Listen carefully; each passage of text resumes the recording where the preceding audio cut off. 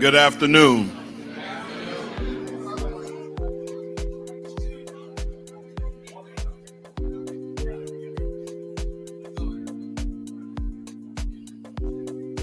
Welcome to the second annual National Pan-Hellenic Council Fraternity Days on Capitol Hill.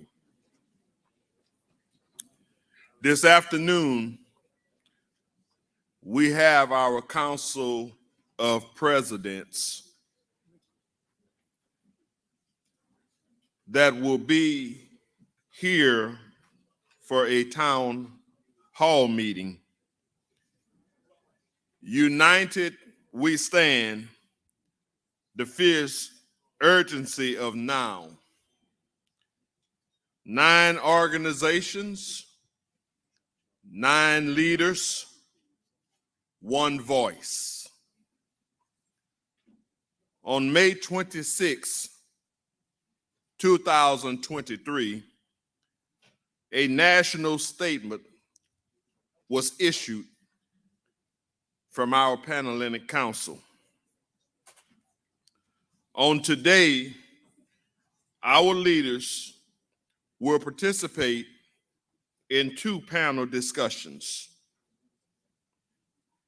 Panel A around gun violence and laws and economic empowerment and entrepreneurship, and panel B, reproductive rights, health equity, and diversity, equity, and inclusion. At this time, I'm going to ask Sister Donna Jones Anderson, the 35th National President of the National Pan-Hellenic Council, to come forward and bring greetings. Following her, Sister Stephanie Brown James will come forward for the purpose and the issues.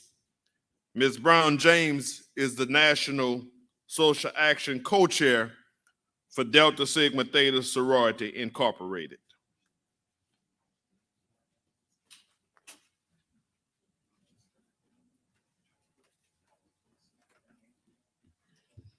Good afternoon, everyone. It's so good to be in a room with the Divine Nine. You look so beautiful today, and we are happy that the fraternity started this endeavor 1 year ago. The Divine Nine and NPHC are so commingled. And in 1930, NPHC was founded, and on the same principles that we're doing today. We had to fight for our rights. We had to fight to vote. We had to fight for women's rights. And so 93 years later, we're still here and we still have work to do. I would like to introduce any of the Divine Nine members of Alpha Phi Alpha. Could you please stand? Alpha Phi Alpha. Thank you for representing Alpha Kappa Alpha. Please stand and be recognized.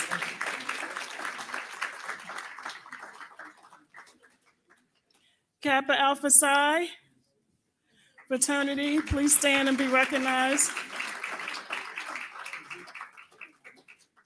Omega Psi Phi fraternity incorporated, please stand.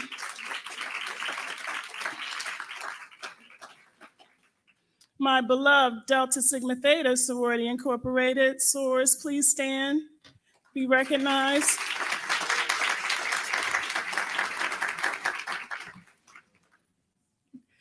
Phi Beta Sigma fraternity, please stand and be recognized.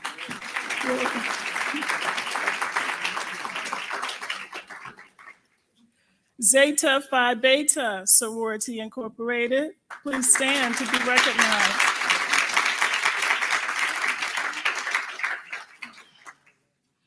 The Grand Centennial Sorors of Sigma Gamma Rho Sorority Incorporated, please stand. and our baby brothers, Iota Phi Theta.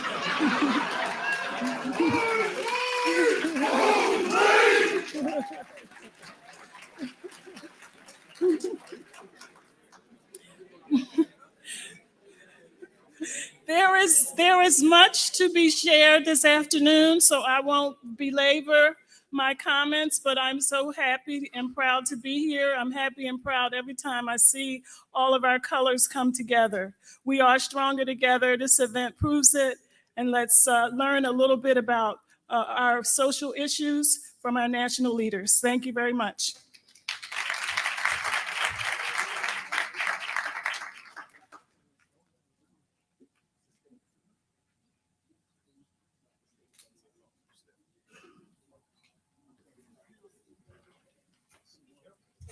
And now we'll hear from Ms. Stephanie Brown James, from co-chair, National Social Action from Delta Sigma Theta.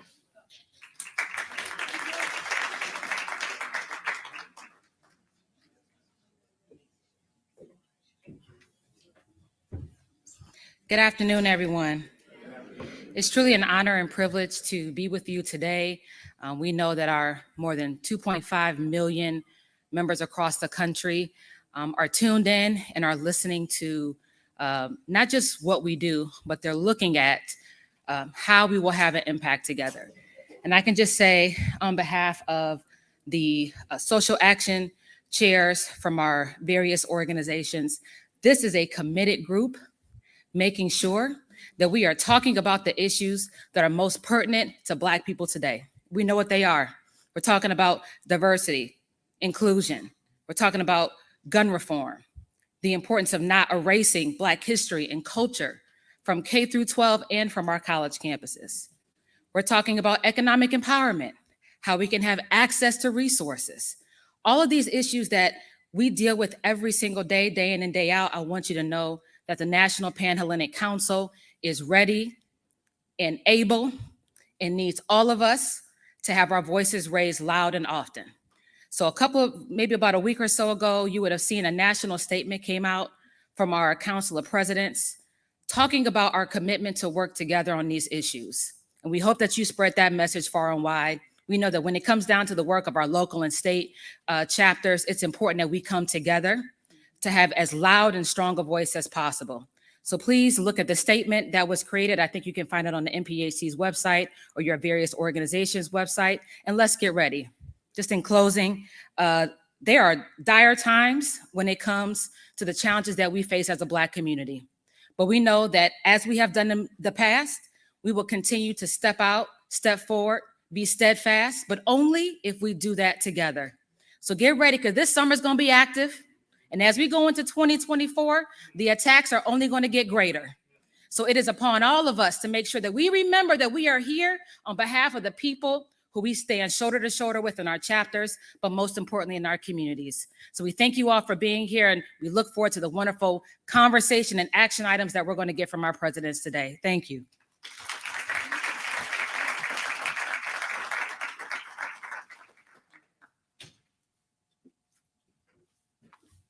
Good afternoon, everybody. Y'all do look beautiful today and handsome. I'm going to call off all of the international presidents for this panel, and when I call your name, please come to the stage. International President of Phi Beta Sigma Fraternity Incorporated, Chris Ray.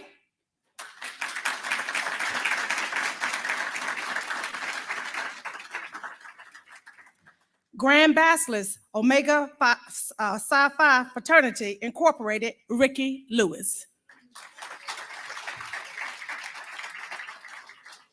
International President and CEO, Stacy N.C. Grant from Zeta Phi Beta Sorority Incorporated.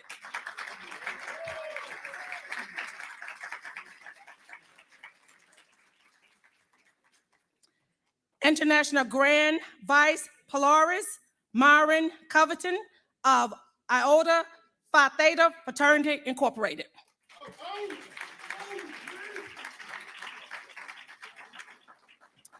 Now I am going to call the honoraries for this session. Derek Ivory,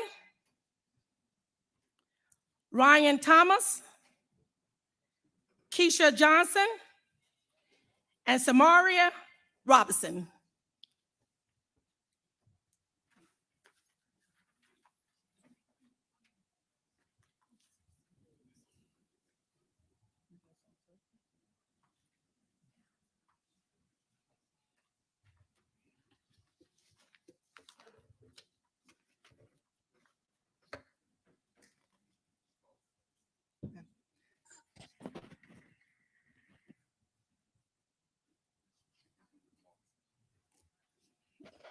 I would like to call up the International Grand Basilisk for Sigma Gamma Rho Sorority Incorporated, Rashida Liberty, to give remarks at this time.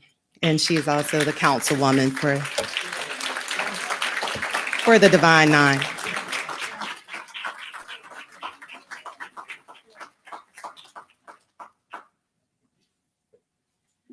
They always say stay ready, so you don't have to get ready. But I want to just commend our men for standing in the gap for so many in this country. Now, we heard the stories about Black women and how powerful they were in the election. And it was almost as if they were elevating the power of the Black woman and decreasing the power of the Black man. I happen to be married to a Black man. I'm raising a Black man. And so I know how important it is to promote that power where it's not intimidation, where it's power. So I do commend our men of the fraternities for the work that you're doing to really be together as a collective, because we're more powerful together. So this is not about gold boots. This is not about the brown and gold, the Alpha Crest. It's nothing like that. This is about the work that we have to do in our communities. Today, we had the ability to meet with the Vice President of the White House, Kamala Harris. And one thing she gave us was an analogy of the frog. And I thought it was so powerful in what she stated. She said that you can have two frogs in two different situations, two different pots. One pot, you can put the frog in and gradually heat it up, and they just get used to it and eventually die. And then there's another pot, you can drop them in boiling water, and they jump out of that thing. We need to be the ones that's jumping out of something.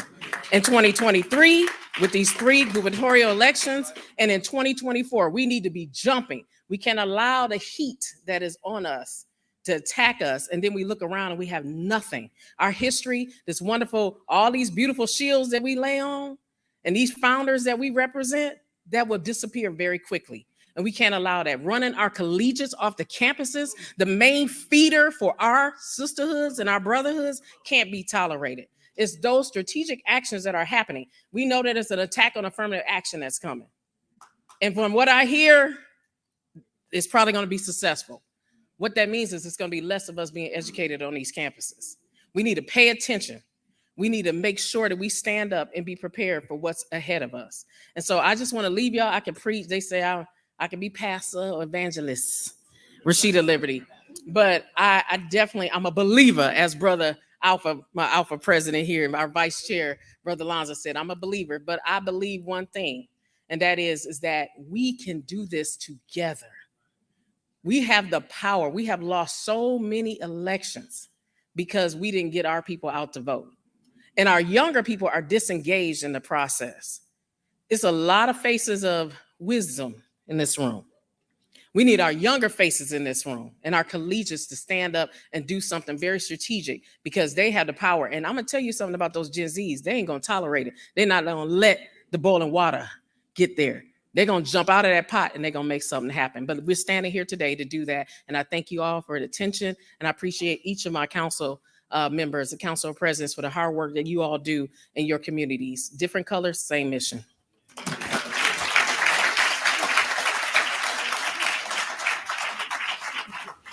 Thank you, Rashida. It's been a great day at the Capitol, a great day for us to come together and understand the issues in our community. On this first panel, we'll talk about gun violence. We'll talk about economic empowerment. So we have three additional panelists, three additional supporters of me up here. And one is Keisha Johnson of Sigma Gamma Rho. And I have 2 undergrads because we understand and believe that the audience that we're trying to reach in the audience that needs to understand this more than anything are the undergraduates. So we're hoping these two future leaders in our community are those two. One is Samoria Robinson of Sigma Gamma Rho. She was gonna beat me if I got her name wrong. And Ryan Thomas of Omega Psi Phi. I bring you greetings on behalf of my bossless, Brother Ricky Lewis, the 42nd Grand Boss of the Omega Psi Phi fraternity. I bring you greetings on behalf of a single parent Black family home who dealt with all these issues in this community in East St. Louis. I bring you greetings because this commitment that we have is a commitment from all D9. It's not a commitment from Omega Psi Phi. It's not from Kappa Alpha Psi. I'm a resident of Ferguson, right? So when I had the issues in Ferguson, everybody came. We couldn't do it by ourselves. The community couldn't do it by themselves. I was the district representative for when George Floyd got killed. I couldn't do it by myself. I had all colors on the ground supporting that struggle and supporting that fight. So these new issues that we have are not my issues. They're not IOTA's issues, they're not Kappa's issues. But if we don't unify and address these issues, then we're gonna lose and we're gonna continue to fail. So now is the time, these panels, these discussions for us to get together and understand the issues and call each other, get best practices and those things so we can fight the fight together. Don't be afraid to call Willis Lonsford and say, I need your people. I need your troops on the ground with me. This time we'll have the moderators come forward and ask questions of the panelists. And my job is somebody got to tell them to be quiet because they all they all have a tendency to go over just a tad bit. So thank you guys for your attention. And I'll call up Keisha Johnson first.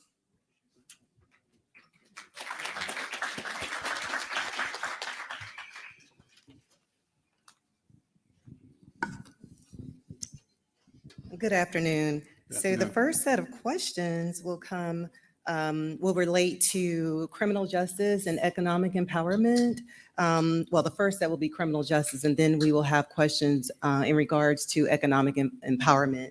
So the first question, the root causes of gun violence, particularly impacting African Americans within the communities that our D9 organizations serve, include the intersection between poverty, racial segregation, and systemic disinvestment. Please discuss programs or projects amongst your organizations that target improving these conditions. And anyone can answer. Yeah, let me take this one. I'm in the gang capital of the world, Los Angeles. Any given year, LA, Chicago, Detroit, young Black boys and young men are killing each other. Here's what we found that works is the Sigma Beta Club, the Kappa League, the Alpha Mentoring Program, the Embody program that the ladies of Delta Sigma State have started. We catch these young Black boys early and put a young man in front of them, a grown man in front of him, and change his trajectory. Data shows that. You add a Black man in the life of a young Black boy, is going to automatically change the trajectory of his life. It's not Ricky Lewis talking, I'm just talking about data. Where there's no man around, he's going to go find somewhere else to try to get that manhood thing. And generally, he's going to do something he ain't got no business, as my mama would say, and he's going to end up in the penitentiary. And I don't know about anywhere else, but in California, they're giving these young Black boys 20, 25, 30, 40 years in the penitentiary, and they're 18 and 19 years old. And the penitentiary is full of African-American young boys and Latino boys. So what happens is the mentoring program. All of us are doing mentoring, whether it's young Black girls, Latino girls, young Black boys, Latino boys, mentoring works. I'm just encouraging all the brothers in here. When you go back home, we know life is hard, man. The wife is pulling you one way, the job is pulling you one way, the fraternity is pulling you another way, church pulling you another way, Boule pulling you one way, 100 Black men. We ain't got but 24 hours of the day. We know that. But if we can give a little bit back to these young Black boys, I'm convinced that it'll change the trajectory of their life. More go to a college and less will go to the penitentiary. So one of the, being national president, there are so many highlights. But I think one of the most difficult times that I had was last summer in Philadelphia. we had a community service project where we was teaching young men how to survive gunshot wounds, providing bleed kits, and what you would have to do in case of an emergency, getting them prepared, because in their world, that's what they expect. At some point, somebody that's close to them is going to get shot. And so we were teaching them how to survive that. That was tough. What I recognize is that poverty continues to be the animal in the room. So when I think about our programs and all of us, hats off to all of our organizations that continue to find ways to pull individuals up out of poverty. Education initiatives, finding ways to find resources for individuals to stay in school. The scholarships that we provide, which is critical for many families. Don't take for granted the fact that $1,000 scholarship that your chapter gave. Don't take for granted that $500 scholarship that your chapter gives. But what I've realized in this journey is that the work is so much, and we have to continue to lean into it in various ways.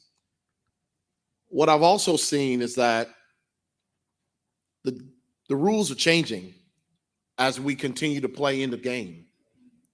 And so systemic poverty continues to stay the order of the day because many of us continue to be complacent in the spaces that we are in. We have not made it as you sit in this room. You haven't made it because there's a generation of our people that are not getting it at all. You are literally, as we love to say, and I see some of your posts, we are our ancestors' wildest dreams, while there are still nightmares being had. The degrees that we have are not ours. They're for the world. The work that we do is not for you to get posts and likes. It's to absolutely train the next generation to continue the work. This is hard work. And it requires generations of us to roll up our sleeves and to get to work. We are literally perpetuating the work of our founders who recognized who was just removed out of slavery. And here we are trying to fight to not go back into slavery in a different kind of way. Open up, wake up, understand the game is real. And I hope that, as you know, someone always says we're preaching to the choir. The question you got to ask yourself is, are you even truly doing enough? So I appreciate my brother's comment. When you take your last breath on this earth, they need to be able to say they left it all on the field. Period. Period. Absolutely. I just want to build on what my brother presidents have shared, as there's some disturbing statistics about these social determinants that are challenging how we operate and that lead to the violence that we see in our communities. We might be the first generation not to leave the next generation better off than we found it. That is the scary reality that we face.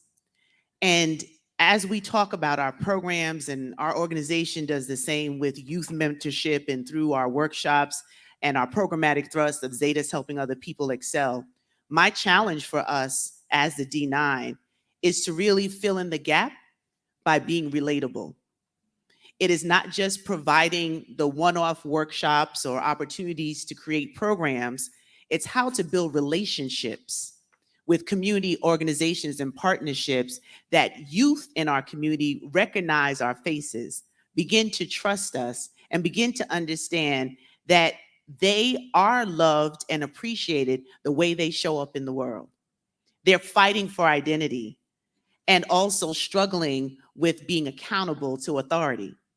And some of the ways that we can help while we give the workshops on financial stewardship, while we work on mentorship, is being able to see a young person, Be able to have conversations where you're relatable and not so far removed and holier than thou, but therefore the grace of God, you are here. And if they can feel that in authenticity, they start to open up small segments of trust that will allow them to think differently about harming someone who looks just like you. Because at the core of who we are as organizations, it's the uplift of the individual that creates the good for the collective. So the one way that we can move forward with our programming and these social determinants is to go a little bit deeper in those bewitching hours that I call them. From the time they get out of school till the time their parents come home, there is a lot of idle time. And we know who operates in idle time. So if we can be intentional about how we fill that gap in new innovative ways that meets our community where they are, and that they see us more relatable, touchable, approachable, then when we come in the community, they're like, family is here. And we do the work collectively because we are stronger together. So if we are going to be able to solve for these issues, we can't keep doing the same things we've always done, or we'll keep getting the same results.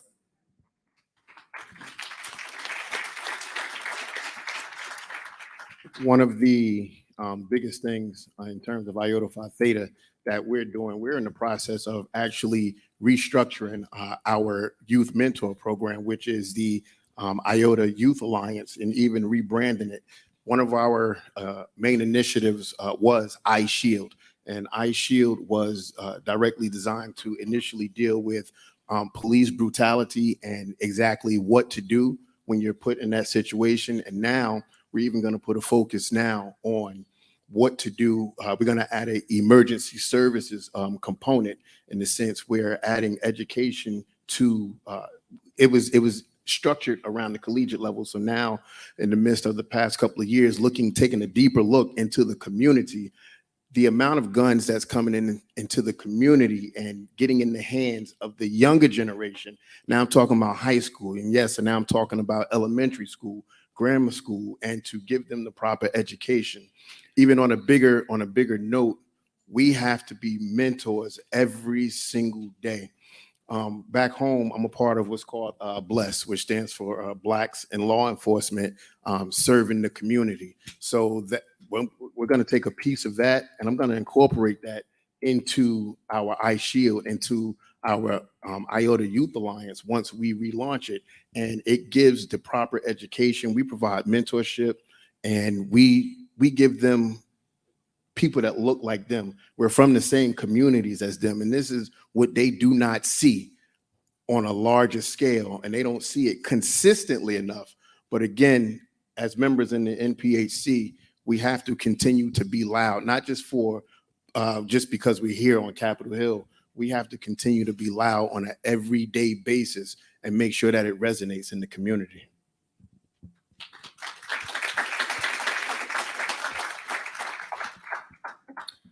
Well, thank you, panelists. I do want to say thank you on behalf of all the collegiate members in this room, because it's important that we hear this from you all, because, you know, we are the future, and it's nothing like hearing all of this advice spoken from you all through us, you know, and I appreciate it.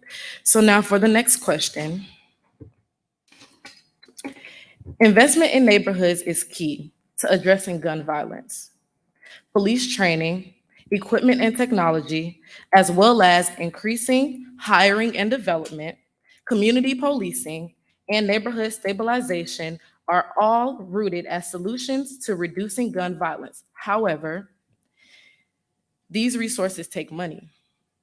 What can D9 organizations do to support these investments?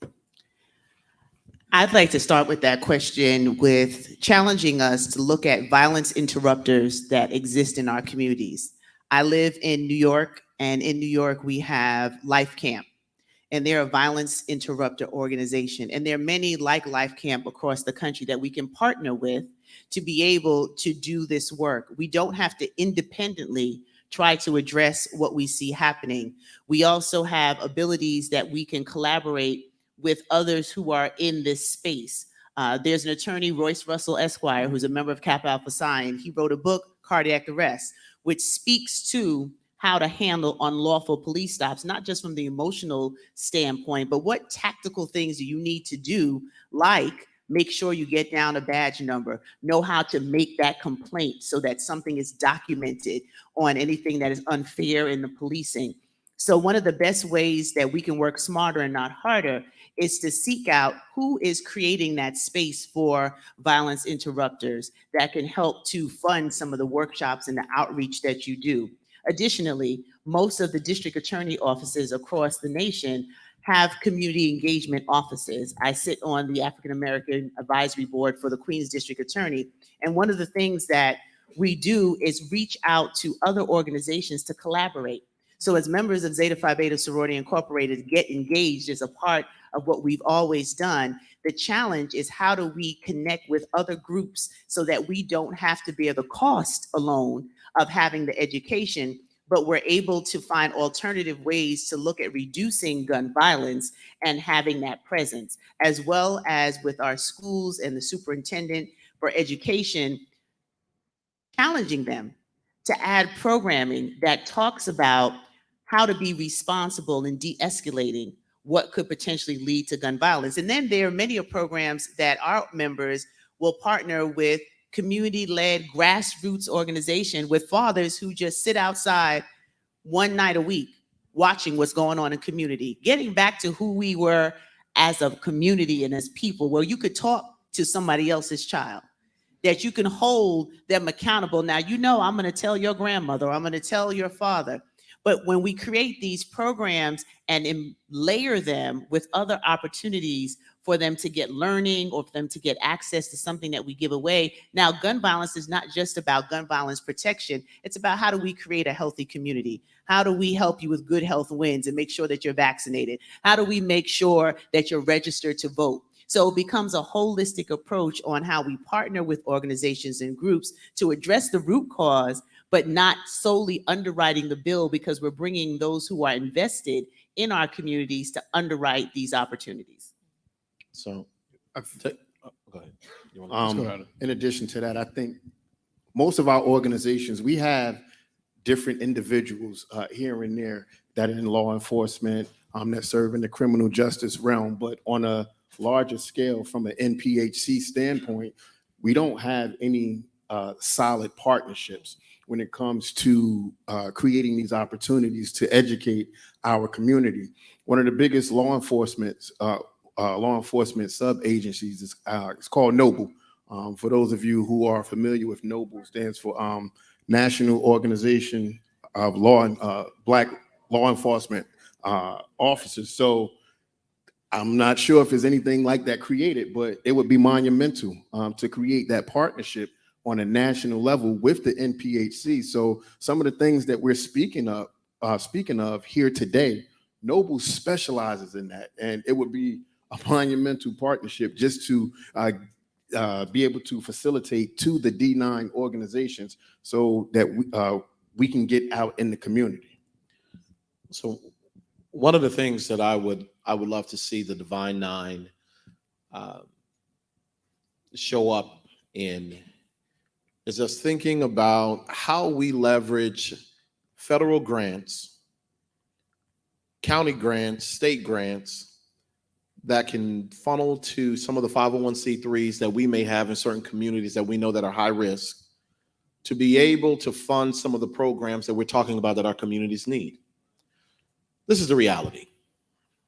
You folks wake up, you've got your degrees, you go to work, you have your families, you go to your fraternity and sorority meetings and the work in the communities that we do, but it's tiring. And some of it requires resources to continue for us to do it for perpetuity and for longevity. So strategically, what we should be thinking about as Divine Nine organizations is how are we trying to acquire federal dollars to fund some of the programs that we're doing at the local level. We do good work and we need dollars instead of it coming out of just our pockets, which it ends up being very limited.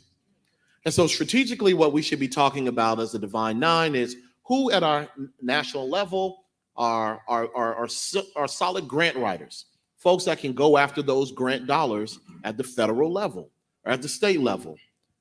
Number two, as a former mayor of a city, 3 terms, normally what's great is when people actually show up. So when we talk about the violence that's happening in our communities, and you're talking about ways, a lot of those programs can be funded if you actually show up and demand your local elected officials to move those dollars. Because when you don't tell them where to move the dollars, then they just move it to their own personal pet projects. Hint, hint, big secret. So a part of it is us showing up for those meetings. Maybe it's the Divine Nine, the NPHC in that community rotating. This is your month, Alpha Phi Alpha, to show up to the council meeting here in our city. Maybe it's your month. So what ends up happening is that there's a presence from our communities. And when we start talking about the budget season for your cities, maybe we need to be a part of that. They are moving millions of dollars around for projects for other organizations, and we're not even in the mix. I'm telling you, it's happening all the time. And we need to get smart on that to help to fund some of the programs that we know can undercut the violence that's happening in our communities. And just to reiterate before Brother President speaks, Noble did have a partnership with us that needs to be renewed because they came to try to regain trust at the NPHC conference. So now it's an opportunity for us to go back and renew that partnership in real time.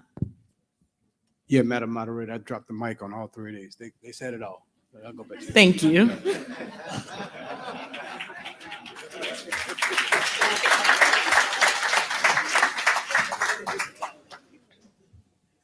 All right, thank you all for those answers. As we continue to the next question, I know you guys addressed this a lot about the youth and the children in our communities. So the next thing we would like to ask are, what are your thoughts to the underlying roots of gun violence amongst children? What type of programs or projects can DEI organizations implement to address these issues? Yeah, I think we just kind of touched that one, I think we touched that one, Ron. So another question that is also can be asked is, how can DEI organizations partner with grassroots organizations and community members that are familiar with and have knowledge of why gun violence is prevalent in their neighborhoods or in hotspots? We touched that one too. I think we touched that one too. Well, we're going to help you out, my brother, with just expanding on that. We did touch on it, but I think we also talked about amongst ourselves mental health being part of that impact on violence.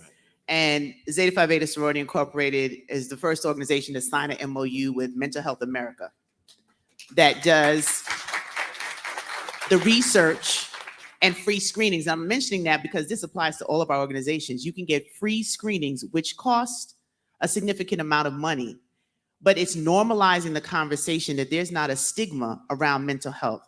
There are some preventable opportunities before we get to a violent outcome if we deal with the mental health implications. So being able to take the screenings and support our youth early on with what they're dealing with and how they're living in the world can help to mitigate some of this violence if we can get to the issues like mental health and the other social determinants that make mental health a greater issue when you're talking about poverty, lack of access to health care, when you're talking about the economic disparities. All of these things weigh on the mental health and capacity. And if we don't know how to deal and we haven't been taught how to manage our emotions, then we harm the thing that is most precious to us, and that should be our brother and sister. So looking at that as another layer and a way, an opportunity for us to mitigate gun violence is to address the real mental health issues in our community.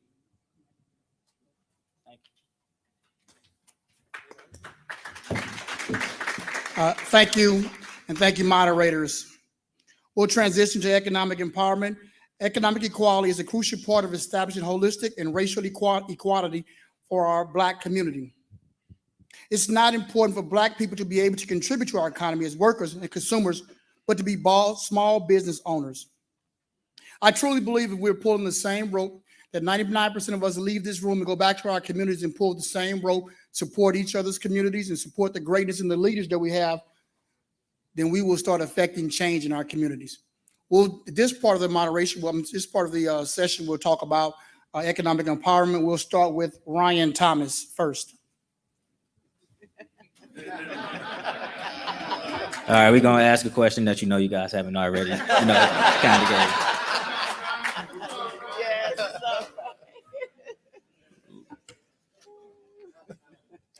All right, here we go. First question, new topic.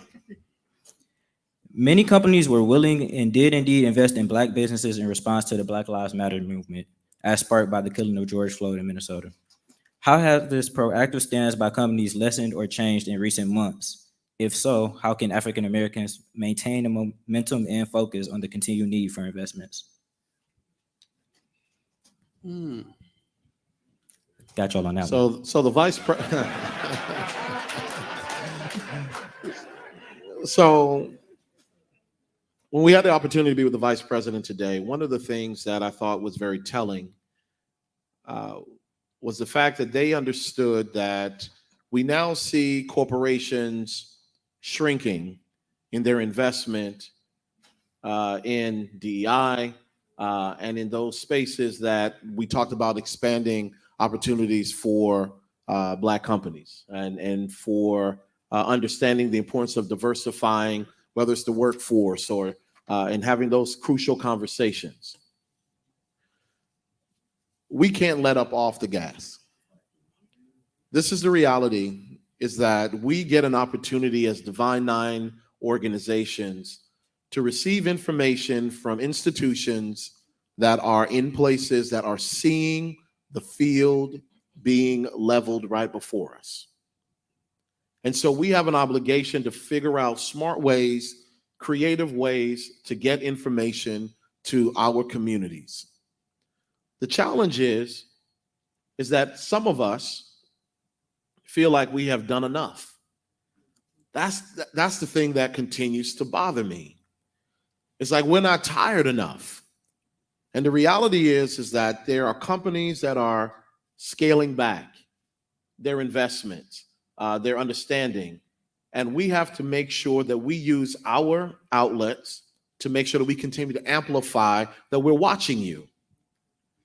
But also be intentional about making sure that we move with our dollars in spaces and places.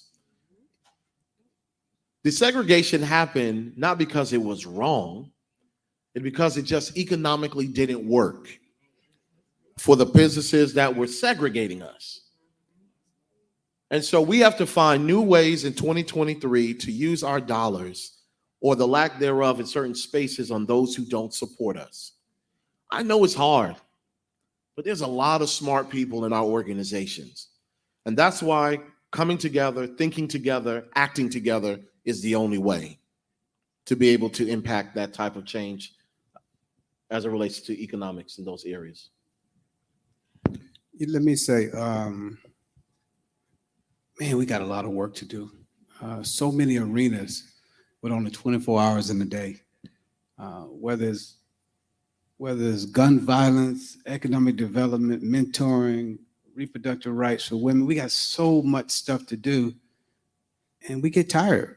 We talk about amongst ourselves as council of presidents about self-care. And we run, we get a piece of chicken and some French fries, and we run and run and run, and we eat a donut, and then we run and run and run and get a cup of coffee, and then get to the airport, let me get me some Oreos. You're running, you're eating bad, you're not drinking enough water, you're dehydrated, and when you get home, you still got work to do. So it's just tough, and I think Chris said it right, is that collectively we all have to do a better job. In terms of the economic development piece, we just have to hold these companies' feet to the fire. In terms of supporting us, what we need to do, we impact a lot of folks in our community, not with our organizations and our families and our friends, but it's so much work to do. Police violence, it's just a lot of work we need to do, and we spread thin in many situations. But the economic development piece is critical. We have to stay vigilant about it. We have to encourage corporations to support what we're doing, withhold our Black dollars if we need to do that, buy some shares in these companies and go to the board meetings and hold them accountable. So it's a lot we can do. We have the bandwidth to do it. We just got to really mobilize in terms of how we want to handle the economic development piece. I want to add one piece to this. When we think about the companies and holding them accountable, and both of my brother presidents talking about the economic power of our dollar, we have to be courageous enough to really put the action behind it. So those who want to scale back on their opportunity to have the diversity, equity, and inclusion will scale back on spending with you. So we need to be courageous in who we target, and we highlight that our 2.5 million members will no longer purchase or invest in doing business with those who don't want to invest in doing business with us. But until we do that collectively, it's wishy-washy. Oh, they'll be upset for 2 weeks. They might even do one boycott, and they're back to giving us their money. It'll blow over. We need to be courageous enough to take a stand and follow it through so that they understand that there are real economic consequences to how they want to now no longer invest in diversity, equity, and inclusion. And when we do that as a collective, they'll start paying attention when it hurts their bottom line. Something that I touched on earlier, and actually what President Grant said, it's all well and dandy to walk the walk, but actually talking the talk, but to walk the walk, that's a whole different realm. 2.5 million. Just imagine if we said we was going to do it and then actually did it. Because let's be honest, there's some cultures that stick within their own. There's some cultures that stick together, okay? They have all the real estate. They have all the businesses. They have all the constructions. Why? Because they stick together. One of the main underlying things that we've probably heard up here today is unity. But on that 2.5 million, when will we see it? I touched on relationships earlier in the sense where anybody, meaning even these corporate organizations, these Fortune 500s, they will do to us what we allow them to do to us. And that's the main thing that we have to realize.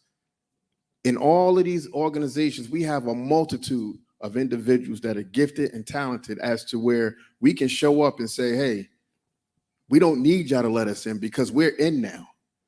Now what? Thank you for those responses.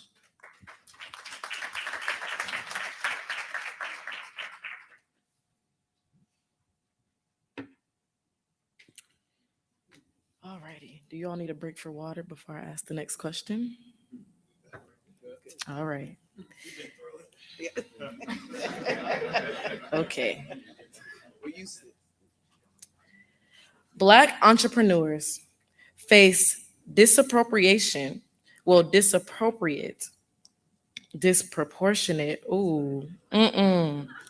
run that back. Black entrepreneurs face disproportionate barriers to success when starting their businesses, including inequitable access to capital, resources, and opportunities.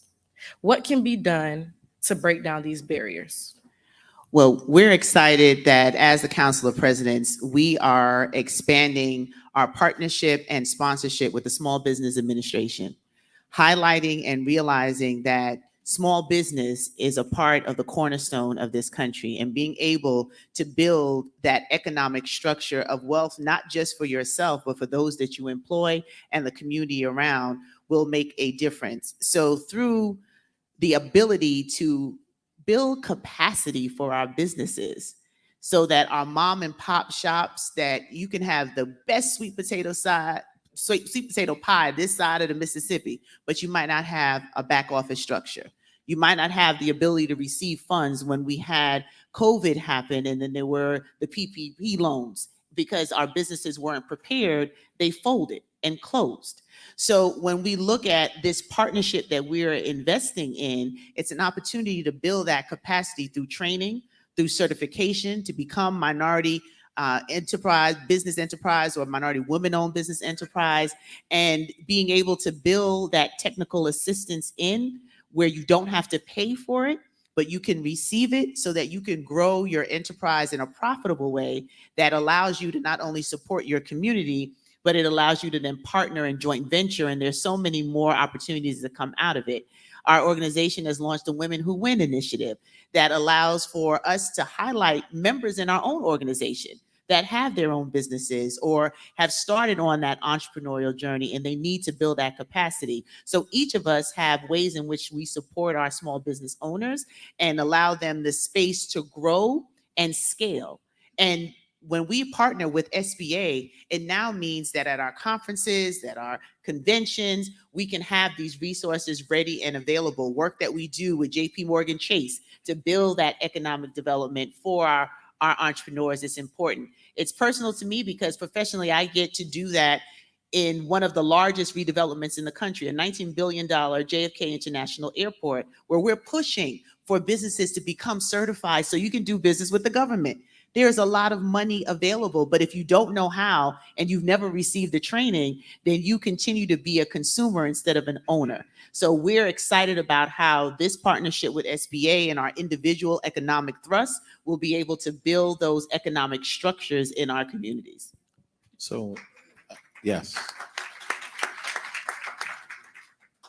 What she's not telling you is that later on today, the SBA administrator who was appointed by the President of the United States of America is going to be here signing that document saying that we fully are partnering with the Divine Nine to push information and resources to small Black businesses. That's power.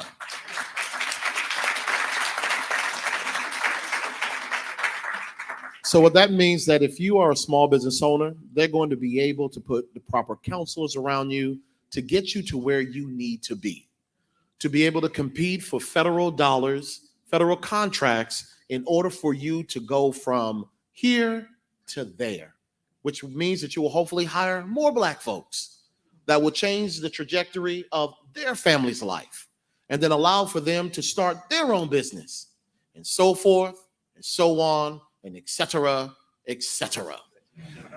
right? One of the programs that we're doing, and I know that some of our D9 organizations are doing it, but we started a couple of years ago, beginning to track the dollars of our members, Black spend. The first year, I think it was like $3-4 million that we were able to count in receipts. This past year, it was over $10 million of our knowing that our members gave at least $10 million to Black businesses. And those were the brothers who reported. So a part of the process, and I think that's important again for all the Divine Nine to track how much money that we are giving to Black businesses to show our collective, truly economic power. We developed an app where now brothers are going to be able, when they get their haircuts, to where they go to certain establishments, they'll be able to quickly upload the receipt. We'll be able to account for it and be able to give a more accurate number. Now imagine if we could absolutely say without a doubt that we are spending $50, $100, $200 million in our Black community and say that as a Divine Nine, not individually, but collectively. So that means now that companies need to come and talk to us. That's again leveraging our buying power, not trying to hypothetical it, being hypothetical, this is what we think we're doing, but literally showing we got receipts and we're about this life. Now you need to come to us with the right kind of policies, or we're going to pull these dollars back and go somewhere else. That's how you move strategically. That's how you move the power. I think one of the biggest components of empowerment when we speak the word is knowledge and education. I'm 100% not ashamed to say before COVID, I knew nothing about the SBA. I'm a small business owner in Jersey City, and me and my brother, we've had a restaurant for 6 years now. And had I known about the SBA, we wouldn't have spent our hard-earned money on startup. And it was a good penny to start up, but here we are now, 6 years later, and now jumping into those realms because now the knowledge and the education has been put out there. So now what I've found myself doing is educating others. Hey, you thinking about going into business? Did you know? Did you know? Did you know? And a good 8 times out of 10, they looking at me like a deer in headlights. Like, are you serious? No, I'm serious. Go on to the website. Knowledge, where to get it, how to get it, who to contact, who to call, how to go about it. What does the process entail? Okay. And, and also that it's not going to be a snap of the finger either. It is a process, but the first step is knowledge and how to go about it. Thank you.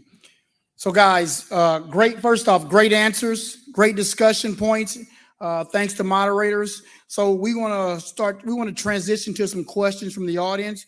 We about 2 minutes for each question and answer. First, I want to give our 2 collegiates a round of applause and say thank you, because we do this for them, for the future, the youth, so they can understand those things that we need to be doing. So if you have a question, please raise your hand and he'll bring the mic to you, and if you want to yell at somebody, yell at the collegians because they picking the hands.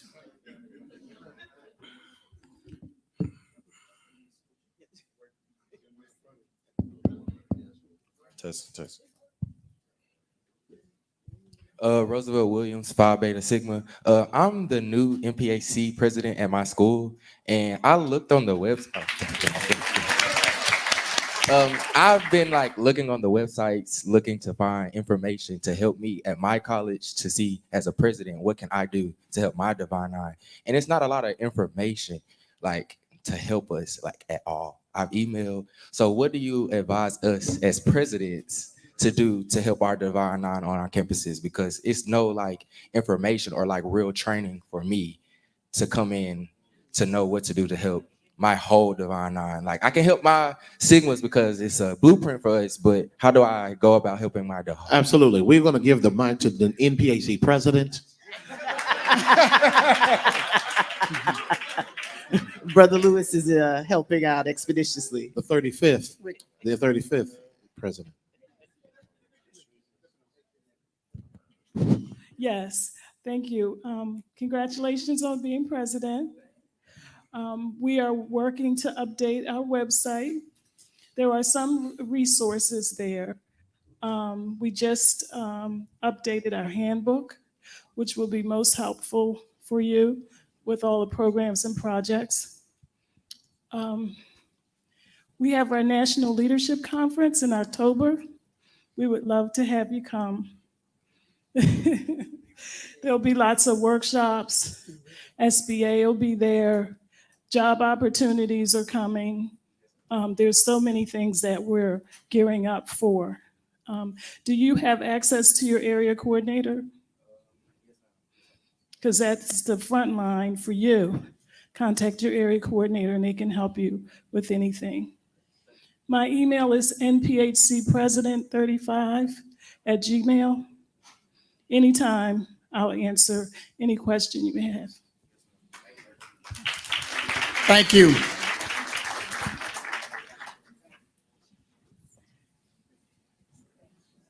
Good afternoon. My name is Dwayne Dixon. I serve on the National Clergy Council of Iota Phi Theta Fraternity.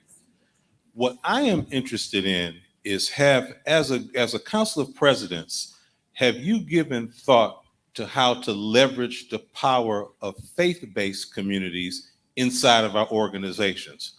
We got a whole bunch of Black preachers with a whole bunch of congregations who happen to be Greek. And I think that represents an untapped power. And I'm just interested in thoughts from the panel on that. I loved. Oh, go ahead, brother. Let's go real quick. I think what I've seen in Los Angeles and other places, they have some Sundays NPHC Day, some of the churches. I think that needs to be promoted more. Maybe once every quarter in NPHC Day on Sunday, and everybody wear their colors, and we donate monies. Donate monies to the church, or donate monies to a special charity. I agree. All of us have a lot of preachers in high places who do outstanding work. You can look across the board of any international preacher. I can almost assure you that he's probably going to be a member of one of these fraternities. He or she going to be one of the members of fraternity sorority. So yes, we need to elevate that more. Brother Lewis also took some of what I was going to share on that, because we do have the days of going to worship together. I'm a woman of faith and I understand the power of prayer.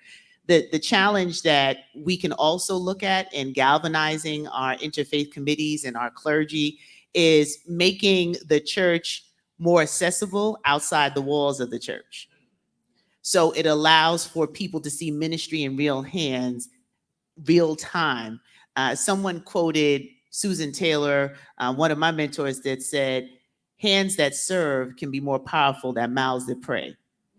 So when we are able to partner with the clergy on the initiatives that we're talking about, gun violence, economic development, all of these areas, and it's a part of an extension outside of the actual church service hours, it then begins to bring another level of relatability to those who serve in faith-based institutions, and how they can open up their doors to also host some of these programs and initiatives and workshops across the country, so that after church hours, we're still doing church business.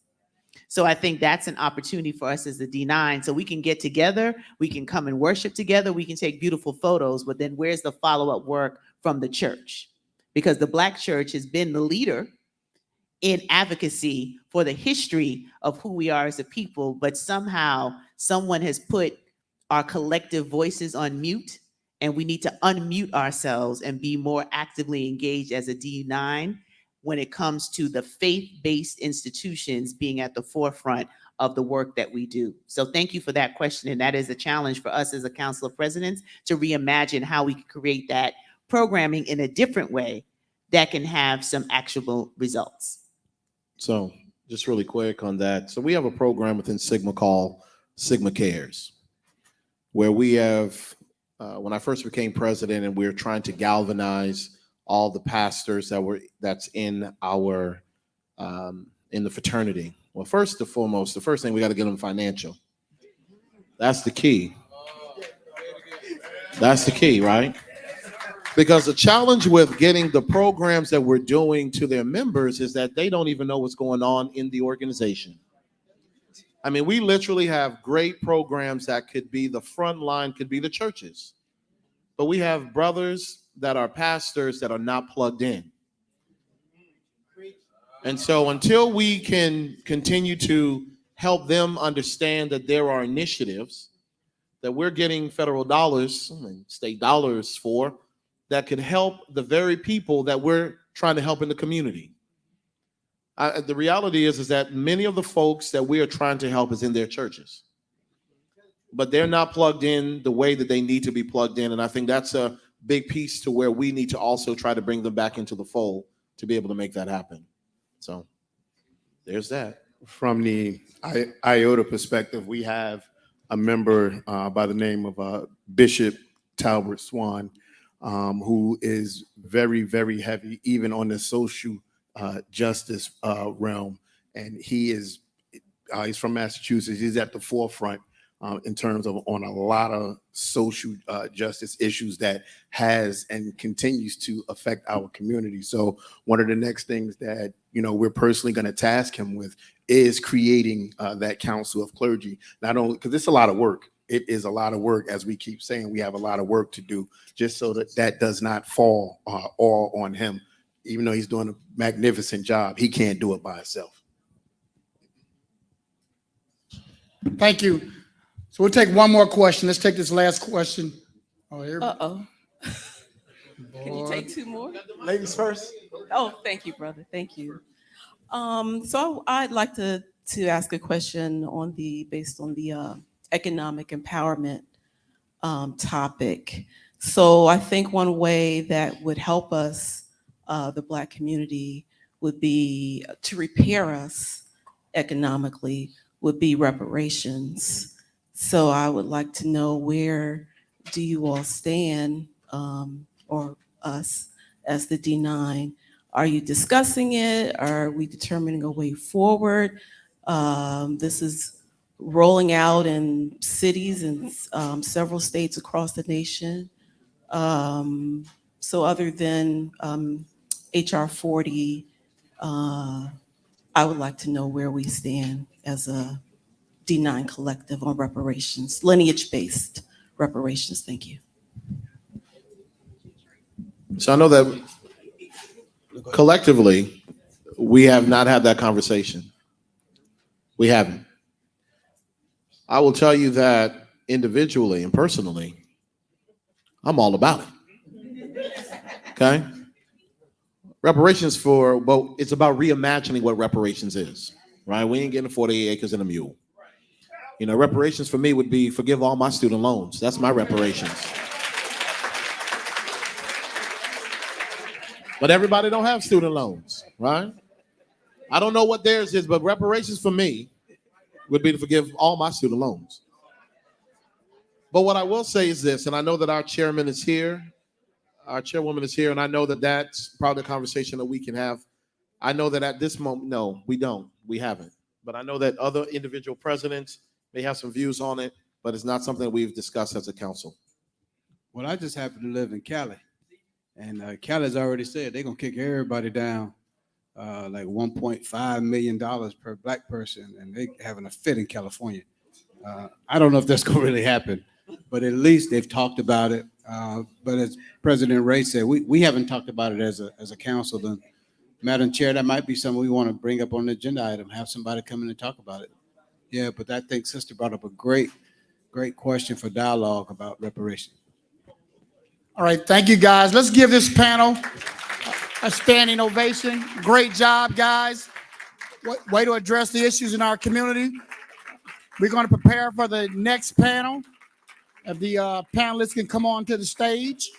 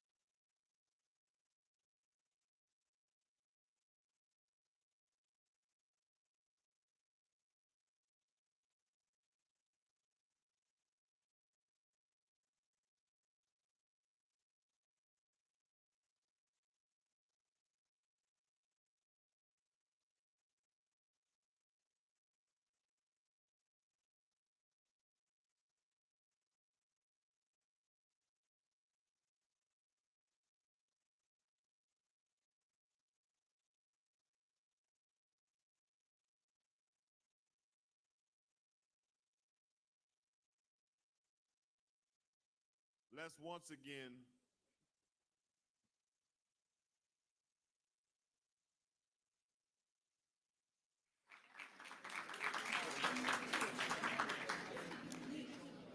at this time, we'll start the introductions for panel B. Good afternoon. I am Malwan Johnson. I am the International Director of Social Action for Phi Beta Sigma Fraternity Incorporated. I have the distinct honor and pleasure to introduce our panel for this on reproductive rights, health equity, and DEI. So first, I would like to welcome to the stage the International Grand Ambassadors of Sigma Gamma Rho Sorority Incorporated, Chairwoman Rashida S. Liberty.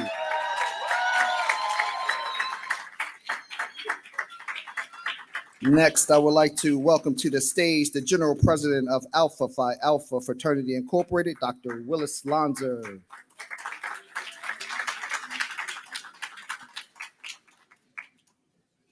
Next up is the International President of Alpha Kappa Alpha Sorority Incorporated, Danette Anthony Reed.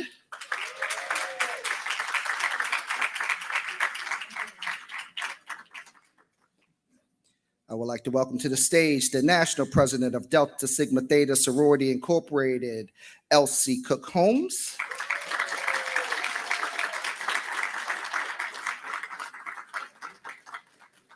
And last but certainly not least, the National Director of Public Policy of Kappa Alpha Psi Fraternity Incorporated, Rawls Andrews.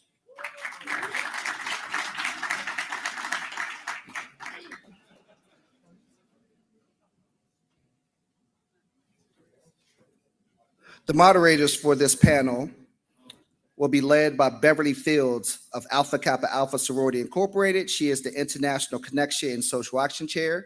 We also have the distinct pleasure to have three collegians that will be joining us. That is Jordan Hall of Alpha Kappa Alpha Sorority from the Alpha chapter at Howard University, as well as Kima Leonard, the Alpha Phi Alpha Fraternity from the Phi Pi chapter at High Point University, and Zura Hall from my own sorority, Zeta Phi Beta Sorority Incorporated, the Eta Upsilon chapter at University of Maryland, College Park.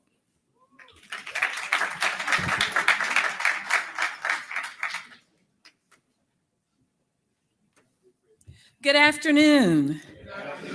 So we have two hot topics with us this afternoon. So we're going to jump right in. But for the DEI and CRT panel discussion, we're going to give a little context for our audience of what those topics are really about, because they affect every single one of us in this room. So what is critical race theory? What is critical race theory? It's the premise that racism is embedded in U.S. social institutions, our criminal justice system, education system, the labor market, housing market, healthcare system. This institutionalized racism stems from laws, regulations, rules, and procedures that lead to differential outcomes by race.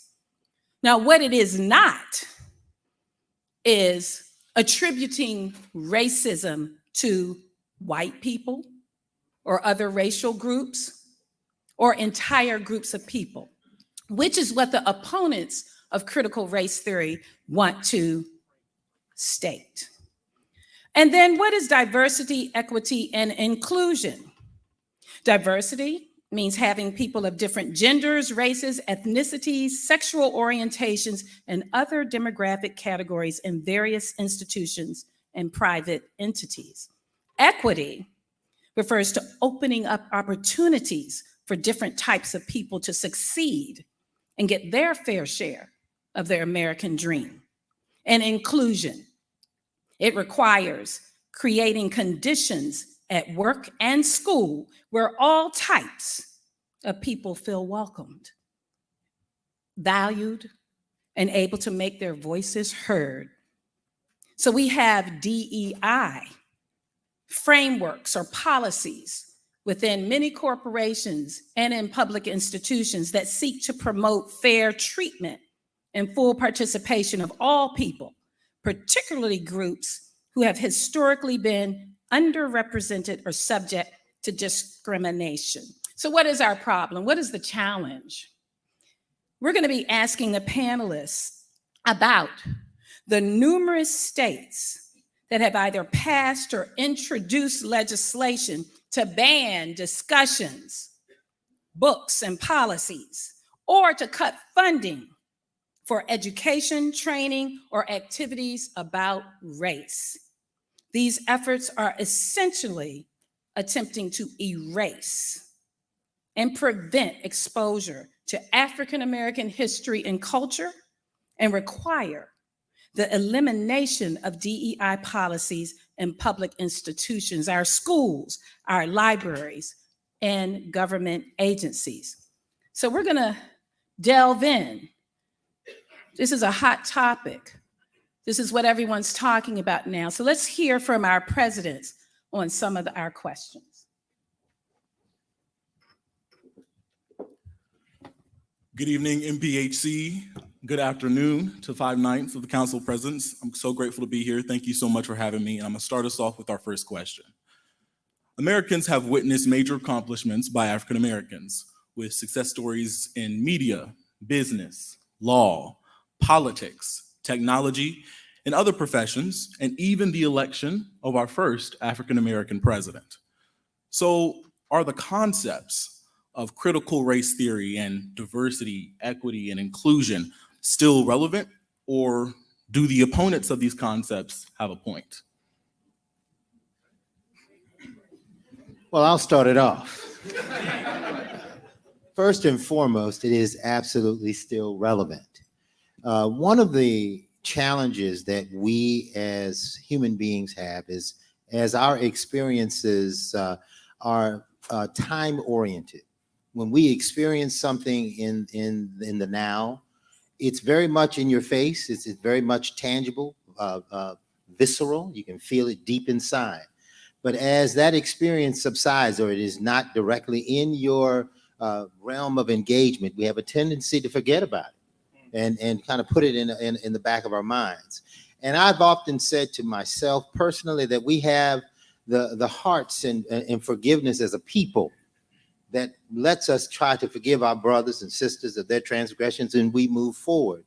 But we must take on a mindset of the warrior people that constantly has that staff or spear in their hand, and they eat with the other hand, and they kneel rather than sit, because all of our engagement, all of our experiences are not going to change ultimately, and we have to go biblical, until the corruptible put on incorruption, right?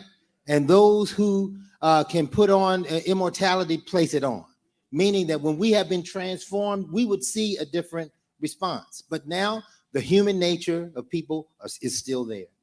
It is still very much in our faces. And the basis of where we start has to be from our faith perspective. And the reality is that we will have to fight until we leave. And for those who are believers in Christ, until Christ returns, then it will change then. So we have to have a mentality to fight, a complacency remover. Many of us don't want to go to the cities. Some of the brothers are, oh, we don't want to go to Dallas, Texas.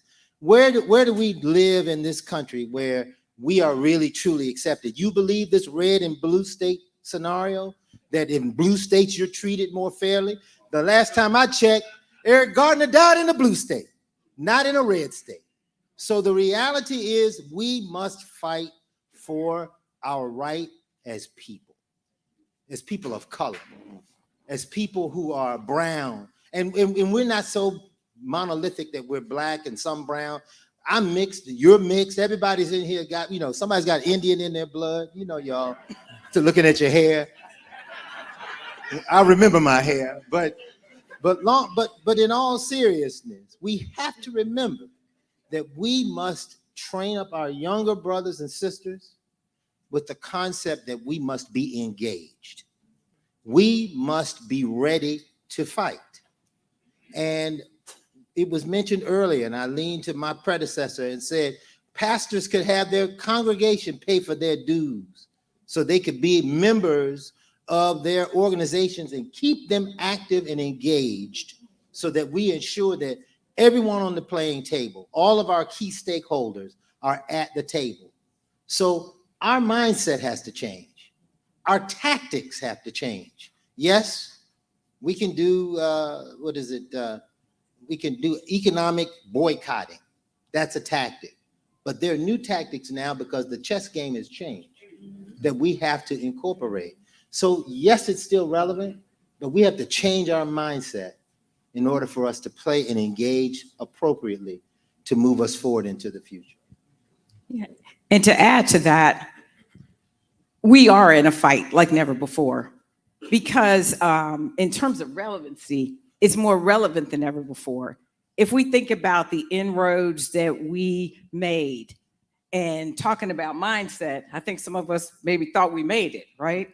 If you look at, you know, the 40s, the 50s, the 60s, especially the 50s, 60s, 70s, 80s, we thought we were making all those inroads. But for every single thing that happens, there is a backlash. And the thing that you talked about with respect to, oh yeah, we got the first Black president. Oh, so we don't have a race issue.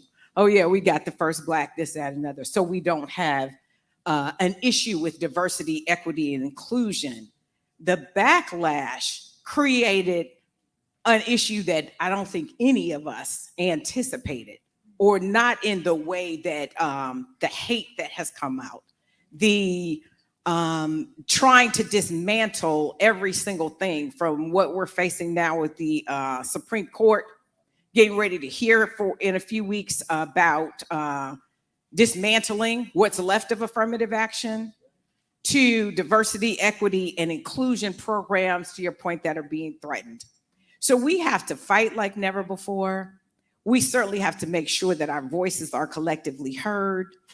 There are the voices of a few that go to school board meetings, that go to the state legislature, and their voices are heard. You know, for one person to be able to change and get books banned in an entire school district, we have to be in those rooms. We have to be in the room. I love Hamilton. In the room where it happened, we have to be in every single room. If you think about it, we have to be in the school board rooms. We have to be at the state legislatures. We have to be there to make sure that our voices are heard, so that there's not just a few who are really pushing, you know, the rhetoric about critical race theory and how it's going to hurt their little children and all those types of things. We have to make sure that we're educating our members and that we are in those rooms to make sure that our voices are heard with the truth. We also have to make sure that we are able to educate our youth. We have to do that ourselves while we are fighting this fight, because it is a fight. It is a fight for our lives. And I like that frog analogy too, because we have to fight. It's hot already. So we have to make sure that we are reacting as such. This isn't a simmering situation. It's already hot and we have to fight. Let me add a little, please. Let me just add to that, because I hear two things that I totally agree with that my colleagues just mentioned. You got to hear our voices. The voices have to be heard. And then we also have to educate. We have got to educate, and we've got to start with our younger members as well as we go through. So what I call this is going back to the future. So if you think about it, we're going back to where we were. They're banning our books. What? They're telling us we can't teach you. We can't train you. You can't know about where you came from and what has happened. Back to the future. So this is what I think we need to do. They banning our books. We need to take our books and make sure they're in our churches. They're at our youth organizations. They're in all pieces and places where we have to now take the lead to make sure we educate and make sure our young people know where we're going. Those are the things we have to do. And you know why I think they're scared? Now, I'm telling you what I truly believe. They're concerned because our new generation is not as racially opposed, if you want to say it like that, than their generation. So they're thinking, I got to keep them in line. So how do I do that? I don't think the young generation is going to take it. So we just need to make sure that they're educated and know the direction and give them the guidance on where we want to go.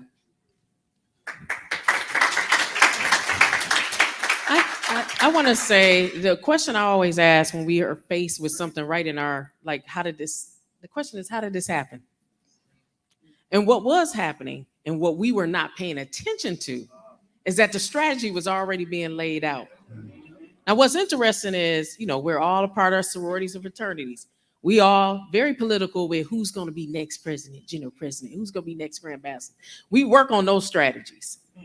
And we start working those immediately. How does she get elected? We're going to have to figure this out for the next 4 years because this can't happen again. Am I right or am I wrong? We're working, and our collegians are working on it on their campuses like, I'm president next year, So we're already strategically thinking about what happens in our orgs, but the world was moving around us. As soon as Obama got in office, they said, oh no. Then Stacey Abrams rose up, oh no. And they got busy. So what I'm wondering is, and I'm just going to say it out loud, the critical race theory is first. What they're going to start to do is weaponize the Divine Nine. And now we become hate groups, rallying points. So when our companies say we're going to invest in that conference, we're going to sponsor this, we're going to sponsor that, they're going to look at it and go, oh, maybe we should pull our money out of that. Maybe Macy's should take those dresses off the shelf and not pay that $1 million a year to our organizations. This is what's coming because they're already working on it. We're talking about the awareness just came up a little bit in the room, but I want to let you know that agenda is already in place and probably has been in place for the last 3 or 4 years. So we had to start thinking ahead. We are playing checkers. They playing chess. We got to be chess masters real soon to get this thing right. Clear, effective, and constant communication. Clear, effective, and constant communication. Good afternoon, D9, Raul Andrews. I bring you greetings on behalf of our 34th Grand Pole Mark Reuben A. Shelton III, Esquire. Critical race theory, in reality, is Dred Scott. So don't teach critical race theory, teach Dred Scott over and over and over again.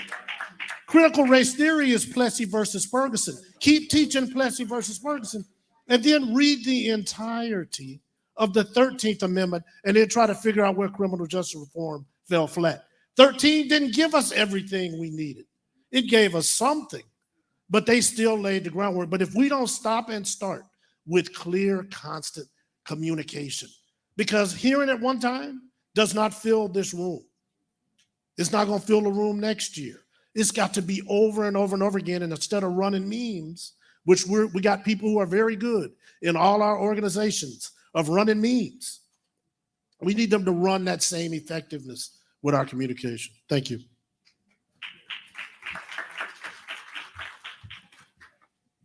What a engaging conversation thus far.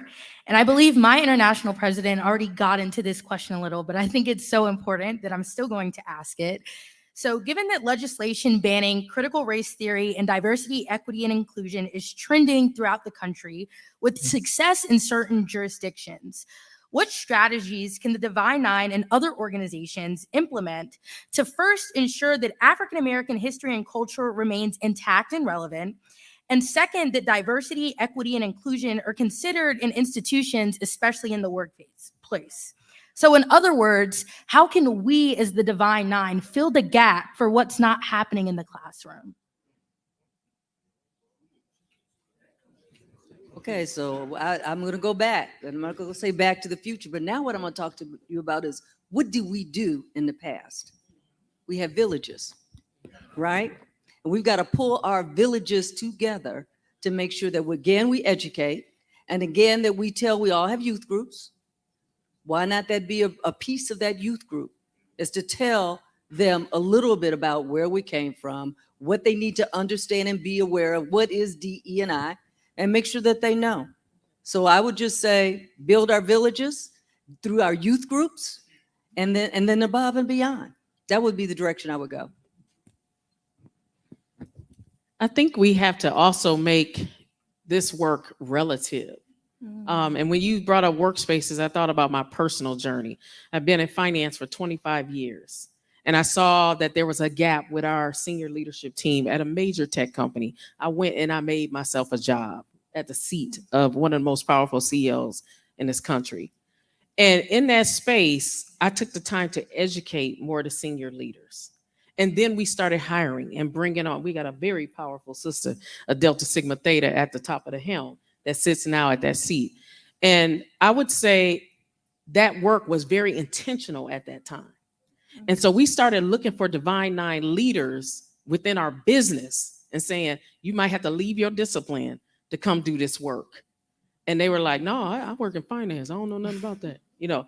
But what we had to do was we had to try to help bring awareness to a group of people that were blind as to what was going on. So that created jobs, that created donations, and that also created an investment in school structures from our company, where we said there is a gap with technology and those students learning tech. We're going to these HBCUs and we're going to get them, but they are not equipped enough yet to come to our company. So we got to go back to the preschool years. And we got to build those schools for those, and we did that work, right? But even before then, the main thing I say about DEI, when my sister president said, do you know what it is? Diversity is, I was invited to the party. Inclusion is, I got to dance at the party. Equity is, you played my song. So when we make it that tangible for our young people, they start to understand, like, there's a separation. We use DEI, but we don't understand that those are very distinct things. We can invite you into a classroom and now you're mixing in. We're a diverse school. Okay. Inclusion. Are you teaching what we want to hear about our history? Or are you teaching Texas history like they're doing down in Texas where I'm at to my son, where we have to educate him and say, we're going to give you a little something else about what happened down here in Texas. And are they playing your song? So that means, are you making it diverse enough where I'm actually feeling like I'm a part of the system? And that is what a lot of these companies have done. That's a lot of what school districts have done. They have integrated and made it diverse, but they're missing inclusion and equity. They're not paying us at the right rate. They're not hiring us at a rate that's greater or equal.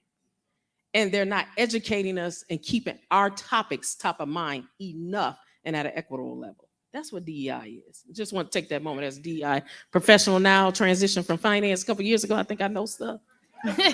But that's the work that we're doing. You definitely know stuff. But I just want to add to that one thing when you think about equity, because this is something that everyone has such a hard concept, a hard time understanding the concept of true equity. Equity does not necessarily mean equal. It doesn't mean you're treating everyone equally. Because if you treat everyone equally, since we're starting from different places on the playing field, there's no way that there will ever be equity. And so it's really important to make sure that we understand that those of us who are in corporate America, who are able to influence, it goes back to being in those rooms where things are happening to be able to influence. It's putting the pressure on our workplaces. And this is something that was touched on in the last panel in terms of how we really can collectively let our voices be heard. You know, not with our dollars, with our support. So all of those things have to be done. But while at the same time, again, we're fighting the good fight, we really do have to do, as a couple of others on my sister president on the panel talked about, with respect to educating our own. We really do have to, we each have youth groups. Delta has Delta Academy, Delta Gyms, Embody, so both male and female, being able to make sure that they understand, being able to put the books in their hands, not only for our youth groups, but beyond. Partnership across the Divine Nine, partnership with churches, partnership elsewhere, so we can make sure that the tools are put in our people's hands so that they really chew. If they're not getting it at home, we know we'll all do it at home with each one of our children. At least I hope that's an amen from everybody in this room. But for those who are not getting it at home, to make sure that they have avenues to be able to still have the exposure and still have the understanding. That's very, very important, that while we are doing the other work, that we are able to provide that education as well. You know, I would just add in supplement that, and having spent almost 25 years in the pharmaceutical industry, in global drug development, sitting at the table in what I would call a very mixed or heterogeneous environment where, you know, different echelons or different parts of the business work together. We need to do a little bit more than the traditional mentoring internally with our membership and those whom we touch, because it is difficult to navigate that space. And we come, whether you come from an HBCU or a predominantly white institution, many times you need to understand that there is already a boatload or a heap of heavy things on top of your shoulders to hinder you from moving forward. But let me say first, and I'll say it foremost, faith does matter. Your belief and your prayers do matter. But being excellent at what you do is required of you too. You can't lean on the shield or lean on my shield when you coming in and you asking me to help you to get a job, and you come in and you drop the ball. Follow up when you're given an opportunity to get a professional endeavor. And I have a young AKA in my house who I'm still helping to groom along with my wife on the importance of follow-up. Not that she doesn't do a good job, but to ensure that she understands the big picture of what that looks like now and how those things have changed. And while there always will be room for diversity, equity, inclusion in the job, and this is one of the reasons why Alpha Phi Alpha at the outset of my presidency signed an agreement with the National Disability Institute to try to educate our brotherhood on the significance of not only physical handicap and physical challenges, but also the environment in which we support, because we advocate for our community. We need to understand that the needs are not always visible. That's why I am a mental health proponent. And this was before all of the shootings were starting to take place like they are now. But in essence, our reach and our ability to be catalysts for education, for empowerment, for enlightenment about the diverse nature of the community we live in, the challenges that our communities have, but more importantly, that we keep beginning to build out our leaders who will follow us, who are coming into the organization, as well as our mentorship programs, to ensure that we, like it was in the 80s and 70s, we were bilingual. I could speak jive and I could speak street, but I could speak proper English when I walked into the classroom or into the business environment, and understood that it doesn't make me less Black to speak the way I need to engage the people that I'm talking with. I mean, just like folks will tell you, the Sphinx is the Sphinx, but if you're Kemet, it has another name if you follow the Kemet belief and faith. Both are right. It doesn't say one has to be right and you don't have to use the other. You have to just be able to understand whom you're engaging. And I think those rules of engagement have changed. And it's important that we are living in the now and empowering our new leaders and those coming with us and the people we mentor for the environment they are embracing in the future.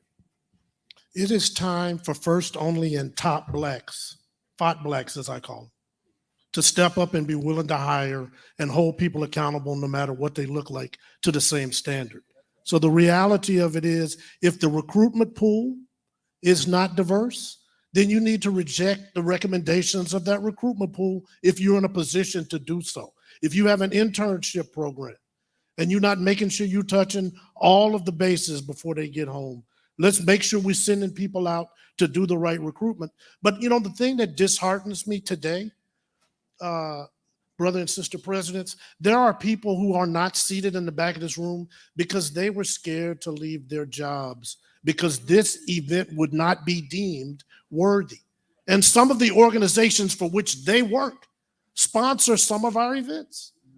And so self-selection, we know, can be a problem. That is a problem in intake, and it's a problem in the job. But somehow, when we're sitting down doing these MOUs, we have to communicate, yes, create the pipeline, but make sure we get to see our people. So when the question becomes, should the church be paying dues?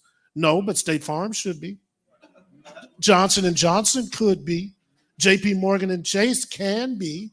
So when you do that, make sure that our people come, and then you don't run into the situation that all too often happens in our community. The only person they have is non-financial and inactive. And how they gonna be received? We know. So let's get these fat blacks to be real servant leaders. And may I add one last brilliant statement? That is why our brand is so important. Listen, I love when Sprite wants to partner with us and they want us to step. But we do more than stepping. We have people in every endeavor that is nameable within this universe, within our divine nine, from physicians, scientists, lawyers, business professionals, educators, family men and women, people who take care of their families. Our diversity is so strong. Our founders, respectively and collectively, recognize now as the nuance and innovation that propelled a generation, now more, I'd say higher than even any other organization on the planet for Black people. Only Freemasonry trumps it in terms of time. That's 300 years, in case you didn't know, and it wasn't always diverse. But ours led the way and showed diversity on top of it. That's why we're feared. Fear of a Black man, fear of a black hat, fear of a Black woman, because you're articulate, you're bright, you're unstoppable if you're not afraid. So if you live in a spirit of timidity or fear, you will fail. And it's not always bad to fail if you recognize what you went through. But you already have a spirit of victory. You've been given that by your faith. Now you must act upon it. And remembering our brand to the young brothers and sisters in here, I understand that we old fogies and whatever, and you want to wear your suit so tight you can't get your finger in the jacket. That's fine. But there's a uniform when it comes to our organizations. When we do what we do, when you go kick it with your boys and your lady friends, you do that. But there's nothing wrong with putting on a uniform and following the vision of our founders. There's nothing wrong with speaking appropriate English and representing the best of who you are. It doesn't diminish you as a Black man or a Black woman or a Latina or Latino or whatever ethnicity you may be. If anything, it adds to the diversity of who we are and makes us stronger. But you represent the essence of what every founding member of respective organization here represented was hoping for. An opportunity to go beyond what you can imagine. And if you don't recognize the importance of that branding and who we are when we walk through the airport and you got slippers on and you got on that bonnet and you flying like that, you don't realize that you come from kings and queens, and you walk and you don't have a belt on because prisoners can't put a belt on and it looks fashionable. One of my professors said that they created a turd, and I don't mean to be crass. A Black man would wear it if it was fashionable. Own your identity. Own who you are. If you're an alpha, you're an alpha. If you're a sigma, you're a sigma. If you're an omega, you're an omega. If you're a kappa, you're a kappa. And the beauty of our queens, and you're an iota, I don't want to forget you, iota. If you're an iota, you're an iota. And our queens should be lifted. All of the sorority women, treat them with respect, even if they can't recognize you're being respectful. We saw that last night. Yes, we did. I'm not flirting with you just because I want to make sure you got a ride. I just want to make sure you're safe. So jump off that edge, if you will. Amen. Amen. I need you all to understand that as Black men, we are still kings. And we're going to treat you as a queen with respect. So I want you to own that with us today. That's a part of the critical race theory too. They want to diminish you and tell you that the libraries came from Greece, when in Timbuktu is where the first library was. So let's not, we're family. Look, you all are visiting with us, but the brothers, we found out last year when we started off, we set the groundwork. We're family. When we come together, we are real with each other. Everyone's brand is respected. But when you all join us, we're going to lift you all up. We love you, ladies. We love who you represent. You are the crowning jewels in our crown, because you represent the beauty that Bathsheba and that the Queen of Sheba is talked about in the realm of Ethiopia. When they say she was so beautiful, she was not even comparable to any woman they had ever viewed before. That's who you all are to us. So do not forget your place and do not disrespect our respect of you. I'll leave it there. Amen. Okay. Amen. And amen. Let's go.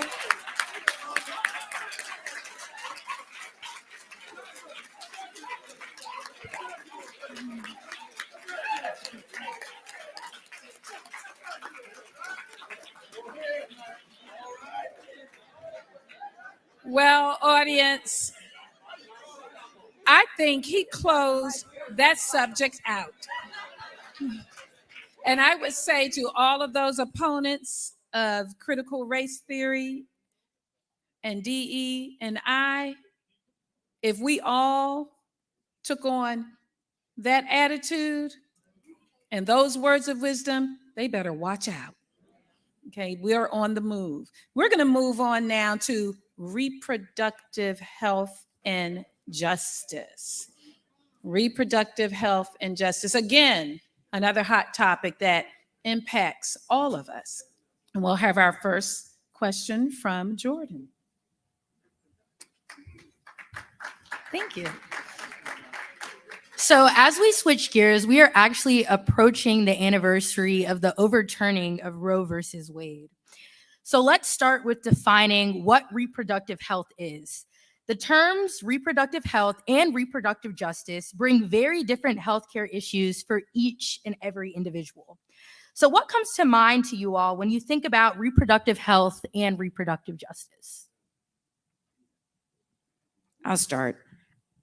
Reproductive health goes far beyond the decision, the Roe versus Wade decision in 1973. And Delta has long supported reproductive equity, the right to choose. We've long supported that since the very beginning. But if you think about it, and certainly coming up upon that year anniversary of the devastation that I know many felt, has been very difficult. But if you think about it, it goes far beyond what ends up being the lightning rod, if you will, when it's focused specifically on abortion. Think about the fact that it goes far beyond that, though. So reproductive equity really is around not only choice, but being able to have access to adequate health care. So the challenges of the lack of health equity that so many of our people face, that's involved in it. If you think about reproductive equity and the right to choice, at the same time that that choice is being taken away and it disproportionately affects our communities, same time that's being taken away, it's also being taken away the resources that are needed to be able to take care of families and children, again, disproportionately affecting our community. It also focuses on maternal health itself and the fact that, again, maternal health and maternal mortality very much more impacts our communities and our Black mothers than it does any other population. Mental health is involved in it. When you look at things like postpartum depression, making sure that there's an understanding. So it goes so far beyond. And I touched on the economics of it in terms of not having the resources. So reproductive equity is about choice, but it's about focusing on all of the other issues that I just mentioned as well, because it really goes far beyond just the ability to choose. And so let me add on to what my sister just talked about. When you think about reproductive health, like she said, it's more than abortion, infectious disease, sexual abuse, cervical and prostate cancer. We talked about the insurance. All of that has to do with reproductive health. So that's the first thing. We have to understand how wide it is. And then we have to understand what some of the statistics are. Let's take prostate cancer. 1.6% of the men who get prostate cancer look like us. They're people of color. And they're 2 times more likely not to recover. So the first thing is we have to be aware of all the different pieces that are part of reproductive health. So we have to also be aware, and then we also have to make sure that we're again educating, that folks are getting the right health insurance that they need, and they also aren't sweeping things under the rug, but they're going forward and taking the practices to ensure that they are in good health. So those are all key pieces that we have to do. And I could talk about mental health, but I'm gonna leave for some others to talk about, because that is very important. I wanted to also add on to what has been very eloquently expressed, and I'm a scientist by training in the field of pharmaceutical medicine now, at least in this stage of my career. But reproductive equity and rights also include the ability to be able to even have a child. There's something that is not often discussed, or the challenges that come with the attempts to have children. The broad stroking of banning abortion, etc., covers, unfortunately, things where there are challenges when a birth experience may go wrong, and you can lose the mother and the child. So when we talk from ectopic pregnancy, I mean, I don't want to go that deeply into it, but there are there is a number of components that are very complicated that make this entire narrative very difficult and very challenging to navigate. It's not just a simple religious decision per se, but sometimes can mean the life of not only someone's child, but the life of someone's spouse as well, or a person who's bearing, because not everyone is always married when they're having children or choose to have children. We also, and I think this is a very important one that Sister Danette, if I can just expand a little bit around sexually transmitted disease management as well. And that also plays a role when we see many vaccinations like Gardasil, which can be used for human papillomavirus and other very challenging and very personal intrusions into our lives when we choose to have very superficial relationships and may not know about everything someone has encountered, or they may not know because they are asymptomatic. But at the end of the day, this narrative is about you as an individual having an engaged conversation with your healthcare provider and your ability to make the decision. And in this day, for a woman to be able to make the decision about her body, it took me having a daughter to expand even what I thought I had a very broad perspective on, being who I am, but her rights, her ability to not only do well and make all the money that she can make and be rich and do all the things that she may want to do, but to make sure that when it came to her body and her personal choice, that she can have that right and not a man or men in a room who don't know her, who don't know anything about her, or who maybe don't even care about her per se, are making decisions that really belong to a woman. And it's her personal choice. You're not telling us that we have to go and have a vasectomy. We're not being mandated by law for that. I'm just going to let that ride on for a minute. There should be some hand clapping because that's real. You know, that's one of the reasons why I can make that statement. You all should be given that ability to make that decision. And it is something that we have to, and it's going to continue to be ever evolving. This is when the law gets involved, it makes it all very complicated. So I thought I would just add those pieces in remembering those folks who are trying to have children who are impacted by it too. So our original STEM was healthcare, but we're seeing fewer and fewer of our students get admitted to medical school or nursing school. So we have to triple down on increasing what the pipeline looks like so that the doctors and the nurses will look like the patients and the caregivers. We haven't doubled down, and I'm gonna tell you the open secret: organic chemistry in college. Organic chemistry in college. So if you really want to attack something, now here I work with the American Psychiatric Association.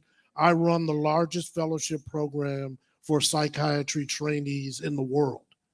Almost 200 residents coming through. And all of them tell me, but particularly those of color, that the people who work in organic chemistry in our universities they don't want to be the dean. They be well tenured in their careers, but they want to run organic chemistry because what they know and what the health professionals here know, they decide who gets to go to medical school and who does not. If you got an A in everything and can't get through organic chemistry, you're not getting in. So we got to do something, one, to work right now on the organic chemistry problem. That's going to start in our Guide Right, our Kappa League, and all the other mentorship programs. When we get to college, you know, like our Achievement Academy. But the reality of it is, we got to go back to these universities and apply pressure. Because if we don't have people who have DEI in mind when they teach in organic chemistry, we're going to continue to receive. I just want to address health equity in general. And I was sitting here thinking, and every time I hear the term health equity, a lot of times we in our mind go right to maternal health. But I was able to witness something happen back in 2013 that was real deal, live, full blown experience in my face, a very personal one. My husband went to the emergency room and was very ill. We didn't know what was going on, did blood tests, and they told him, hey, you got to get to the emergency room, you're really sick. And before he was even diagnosed, they said, we got to start chemo on him now in the emergency room. I go out into the hall and I'm like, oh, you know how we do. We calling on we pleading the blood of Jesus. Okay. And that's what got him through. He's doing well now. But I think about, I looked and I talked to a family, and a woman they found a golf ball size, like it was on her lung. And they were still trying to figure out, like, okay, we need to figure out how to get her a room. We got to get you checked in, your insurance and that. And my husband's back here getting full-blown chemo. Immediately before, they just got an indication by that creatinine level that it was something serious going on. He ended up being diagnosed with multiple myeloma. From there, fast forward, stem cell transplant. Fast forward, had an impact with chemo. Vanderbilt sent him to MD Anderson, had a double lung kidney transplant. That's what the power of corporate insurance did. But I look at, they wouldn't even give someone a transplant. 3 organs? 3 organs, a cancer survivor, a cancer that can come back, but it won't because we rebuke that and put that in the pit of hell. But that cancer, to allow him to come and get 6 months he was on the registry. Boom. It wasn't even 6 months. I apologize. 3 weeks. December 31st, January 21st, he had a transplant. The power of insurance. So I'm watching this happen, and we've been blessed, right? But that's that corporate insurance that made those things happen. And I don't know where that woman is. And I think about that often with that lung situation. I wonder, did she survive? So those are the real health equity issues. Someone in one room getting all the treatment they need, someone in the next room trying to figure out what the insurance plan is going to be to kind of piddle them away in their life.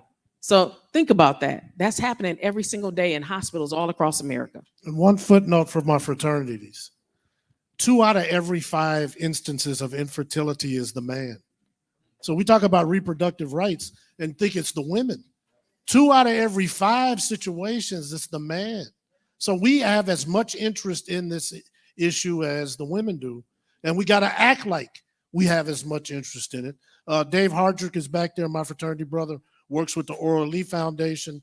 Before you run out of this room, if you're interested in cancer research and the work that's going on and how you could get involved, get to Dave Hardrick. And the last thing, my NPHC president from the college. What's your college?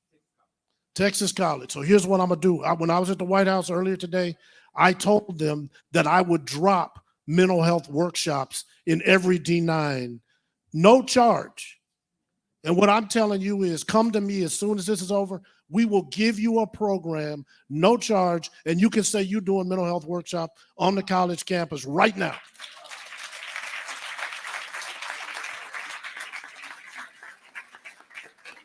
And before y'all check the tape, that's a Kappa talking to a Sigma, not another Kappa brother. It's Divine 9. We're going to put it together because what's the use of having these jobs and having access to these resources? And I'm going to give it to Harvard, but I can't give it to Texas College? Because Harvard going to get theirs. Did Howard get there? Did HT get there? So let's do it.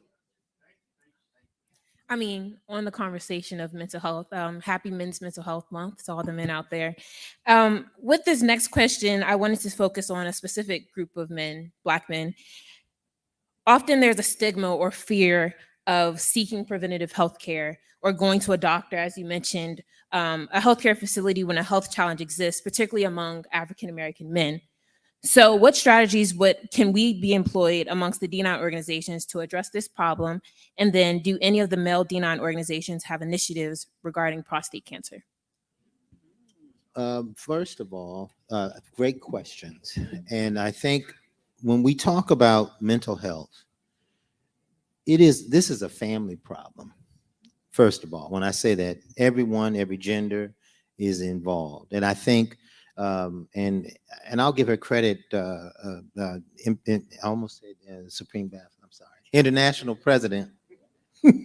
I know too much. International President Reed said it earlier today that helping individuals, and it's really older generations. The Gen Zs are more open about talking about how you feel and things of that nature. So kudos to your generation. We're the ones stuck in the mud, but. It's important to understand that there is not a shame. There's no shaming. There's no real. We want to make it a comfortable environment to talk about sensitive things, and we have to. And let's give tribute to it. Our families traditionally have not talked about sickness and illness. No one knew Uncle Charlie had cancer. No one knew Uncle Robert had Parkinson's, or he was in the corner. He never came out of his room, or he had mental health issues and challenges. Those are very real things. They impact all families, and I think the Divine 9 can be a catalyst to help promote a comfortability about talking about mental health if it impacts your family personally, your extended family or community of friends, or the community in which you live in. But I also want to make sure that I mention, and Alpha Phi Alpha has an initiative through our Surgeon General, which is our administration appointed a brother and a team of brothers as the Surgeon General and the Deputy and Surgeon Generals of the fraternity. They educate Alpha Phi Alpha men on health issues across the board. Prostate cancer and gastric cancer and lung cancer are just a number of topics that we've talked about through webinars that are held on a continual basis throughout the year. And we still run into challenges. I'm going to be transparent today where brothers don't attend. because the reality is we are afraid as people about really understanding what might be life-threatening to us. Just like for any dentist in the room, you know that you got your folks who are scared to come and see you, but they need to come and they need to madly brush their breath and teeth and get themselves healthy. No, it is a sign of good health when your teeth are healthy. If you see people with a lot of cavities or dental caries, they're likely not very well. So there are lots of things, your skin, other things that show the color of your eyes. The whites of your eyes should be white and not yellow. You know, all sorts of things that should tell you signs or indications that you need to go see your healthcare provider now. But in reality, Black men don't do that. Black people, women do better job. I will say that. But most Black men do not do a good job of staying on top of their health. And I'll leave it there. I think I've talked a little too. Amen. We call him Pastor.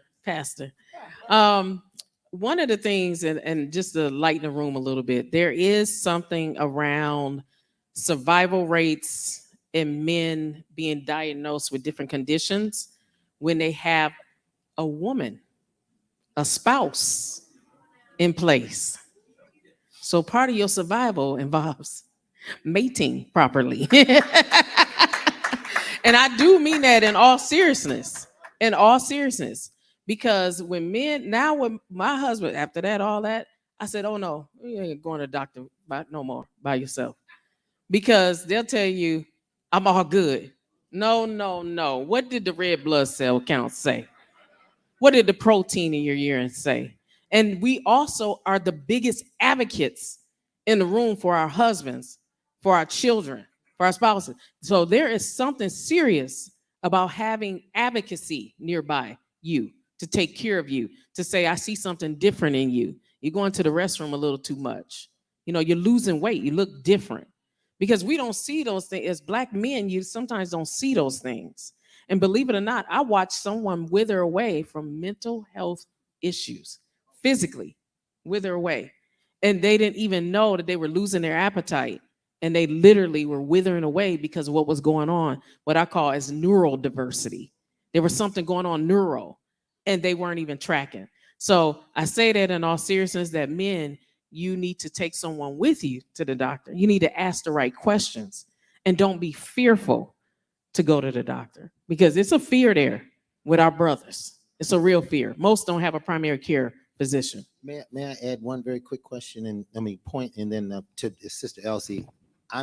We're all adults in the room, are we not? Are we? If men are afraid to go to get your prostate checked, the digital rectal exam, get a female physician. I have a female physician, primary care. And it is important that you understand that that is a part of you checking your health. It does not appear to be very pleasant, and you're correct. But it is a very important and necessary part of you maintaining your body, especially as you get older. And if you have a history of prostate cancer or any type of cancer in your family. So you have options. Be a little brave. Take your wife. I take my wife with me sometimes. And it can be beneficial to talk through this as you get older. And just thought I would add that part too. Sorry, Sister Elsie. Oh, no worries. I just wanted to add a couple of things, because everything that has been said is absolutely spot on. But when you think about making sure that mental health and wellness is brought to the forefront, I think it's very refreshing that all of our organizations at this point in time are doing something to address mental health. Delta has its Live Well program focused on mental health and wellness, and it runs the gamut, not just the things you think about with respect to mental illness, but across the board, all of the various things that could impact your mental well-being, from grief to postpartum depression, all the way. So looking at it really holistically and looking at how to be proactive about that mental wellness. But if we think about what we're collectively doing, think about the impact that that can have not only on our membership of in excess of 2.5 million, but our communities, where our communities are unfortunately still facing the stigma. And I would say that's both male and female, but especially male. Just call it like we see it, especially male. It's a sign of weakness, but female, it's the sign of I'm not Superwoman. I can't do everything all the time. Well, you know what? You can't do everything all the time. And maintain mental health and wellness. We're all talking to ourselves when I say that. That's a reminder for all, for us too. But if you look at the impact we could make with removing the stigma, with being able to talk about it, that will make such a difference. And I will say the other thing that I think many of us have in common is that we have partnerships. So even the organization, we have a partnership with the National Alliance of Mental Illness that we just signed. And they're going to do something, Brother Rob, very similar to what you talked about in terms of every collegiate chapter being provided grants to be able to focus on mental health and wellness initiatives and workshops. So everyone will receive those dollars. But we also, many of us have partnerships with the American Cancer Society. So we not only focus on that partnership with those cancers that disproportionately affect women, we focus on it across the board. So prostate cancer is one of the things that we focus on as well, because we all know, as you said, Sister Rashida, that beside our men are our women, and there's the reminders to go to the doctor, and there's the nudging and the pushing and the, oh, I'm going to take you. And there might be a little fighting going on just to make sure that they go, because they're going to be like, no, I don't want to go. But most of us are relentless in making sure that it still happens, whether it's our spouses or our brothers or our close friends and cousins and the guy down the street. We are just trying to make sure that we all stay well and live well, which is very, very important. There is no health without mental health. Sorry, Madam President. So I was just saying, you got to get you a mate. You can't wait till it's too late. Don't come with your teeth in your hand and your blood pressure medicine. I'm gonna talk to her, y'all. Go ahead. No. But there's no health without mental health. And the reality of it is we have to prioritize our mental health in the same way we prioritize our physical health when we prioritize our physical health at all. So while I applaud all of those who have already started on the journey, as well as those who can, if you have diabetes, you go to a medical doctor. Cancer, medical doctor. What I'm telling you is don't let your mental health go to WebMD.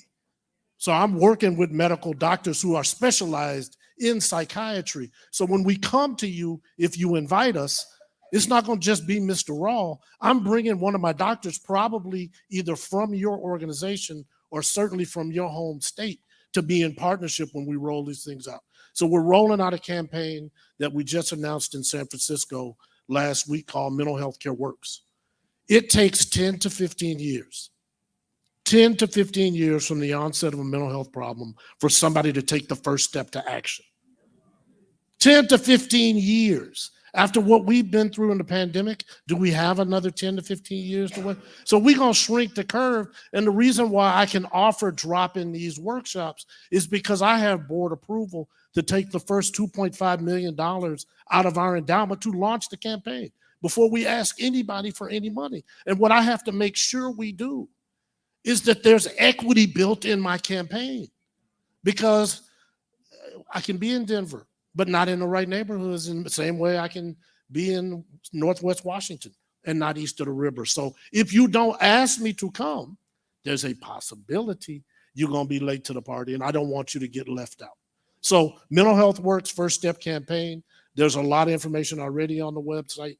And if you're in Raleigh, Durham, Charlotte, DC, Baltimore, or Denver, you'll see stuff starting in July.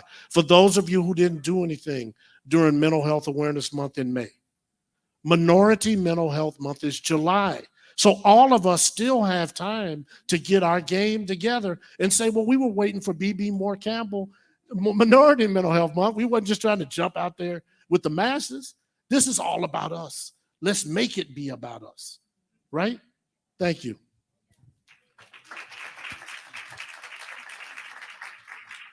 Well, I don't know about y'all, but I am very much grateful for the insight that our council leadership has provided for us. Oh. Hello, testing 1, 2. There we go. There we go. As I was saying, I'm grateful for the insight that our council leadership has provided to us today. And I have one more question before we move into audience questions on a matter of impact. There are a number of reproductive health issues wherein African Americans are disproportionately and negatively impacted with regard to health outcomes. What are our organizations, our separate organizations, addressing, and what strategies or best practices are you implementing toward improving the disparate health outcomes for African Americans? So March of Dimes, St. Jude, and our SIDS work at Kappa Alpha Psi, and I'll pass the mic on. Yeah, we are also working with March of Dimes as well, and the American Cancer Society. But more importantly, we are also educating our membership and through our external partnerships, our communities, on the fact that you can shop around for your health care. If you get a negative outcome from a physician, get a second opinion. That is something we do not do enough of, and we often are accepting poor medical decisions versus trying to find out what the best medical options are. And I'll give a quick example and I'll move on. Cardiovascular disease, many of you have heard that often we were prescribed beta blockers as opposed to using an ACE, an angiotensin converting enzyme treatment, or an ARB, and that was not the best medical therapy for a patient, a Black patient, to get a beta blocker. They really needed an ACE or an ARB. And just as, but if you took your physician's decision as the sole choice for you, you need to understand that you're going to have a negative outcome potentially. Shop around and get the best medical decision for you to give you guidance. Alpha also works with several medical organizations. For mental health, we have a partnership with Everyday Health. So they're a little bit different than some of the others, but phenomenal. From a medicals, we work with American Cancer Association, and I want to say it's AMA, but American Medical Association, and we do St. Jude's. We have similar partnerships. A number of our charitable partners are really in that that space, if you will, in terms of American Cancer Society, St. Jude's, March of Dimes. I mentioned our newest, the National Alliance of Mental Illness. All of those are very critical. And then another thing that all of the Divine Nine is focused against through the NPHC, and then further with Delta through our Delta Research and Educational Foundation, the All of Us Initiative. And the All of Us Initiative really looking at making sure that our communities are included in clinical trials, because we know that the importance of that, because those drugs, those are the kinds of things like Brother Laundrie just mentioned, that you would find out in a clinical trial with respect to the efficacy of the drugs with specific populations. So it's critical that we are in that space as well.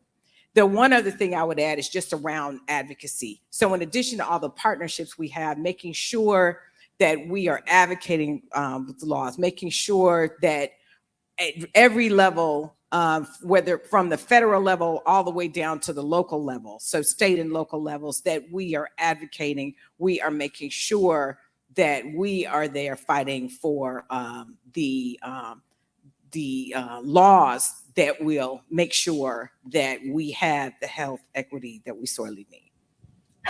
And with Sigma Gamma Rho, we just passed Mental Health Awareness Month, and one of the things we did was give to the Loveland Foundation. Although they can't tell us what members specifically or how we participated, we knew that by giving them the donation, that our members would be able to use that as a service to have 1 hour free treatment. We also stretched our partnerships with March of Dimes. We have a partnership with Project Cradle Care specifically for March of Dimes around maternal health. But we also want to train healthcare workers. So we stretched that partnership with March of Dimes to train healthcare workers to be sensitive to our needs in our community, meaning that they're being taught the behaviors.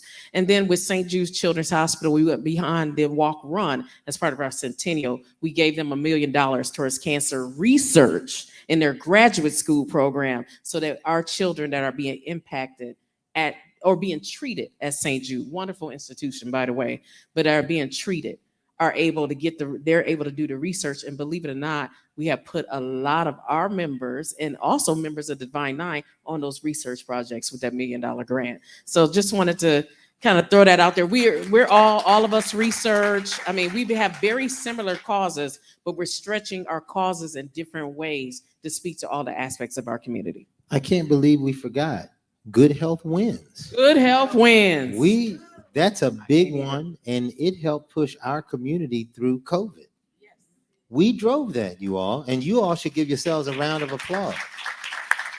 And Good Health Very Wins important. Good Health Wins funded us. They funded So it's us. a turnaround of the situation and said, we're going to tap into these resources and we're going to fund you as organizations, which has taken us almost to, I believe, $500,000 each. Yeah. And we're in year 3 of the partnership. And if things continue to go well, it will get to 5 years. And I certainly wouldn't be surprised if it goes far beyond that, based on the impact that all of our organizations collectively have been able to have in the immunization space. Big impact.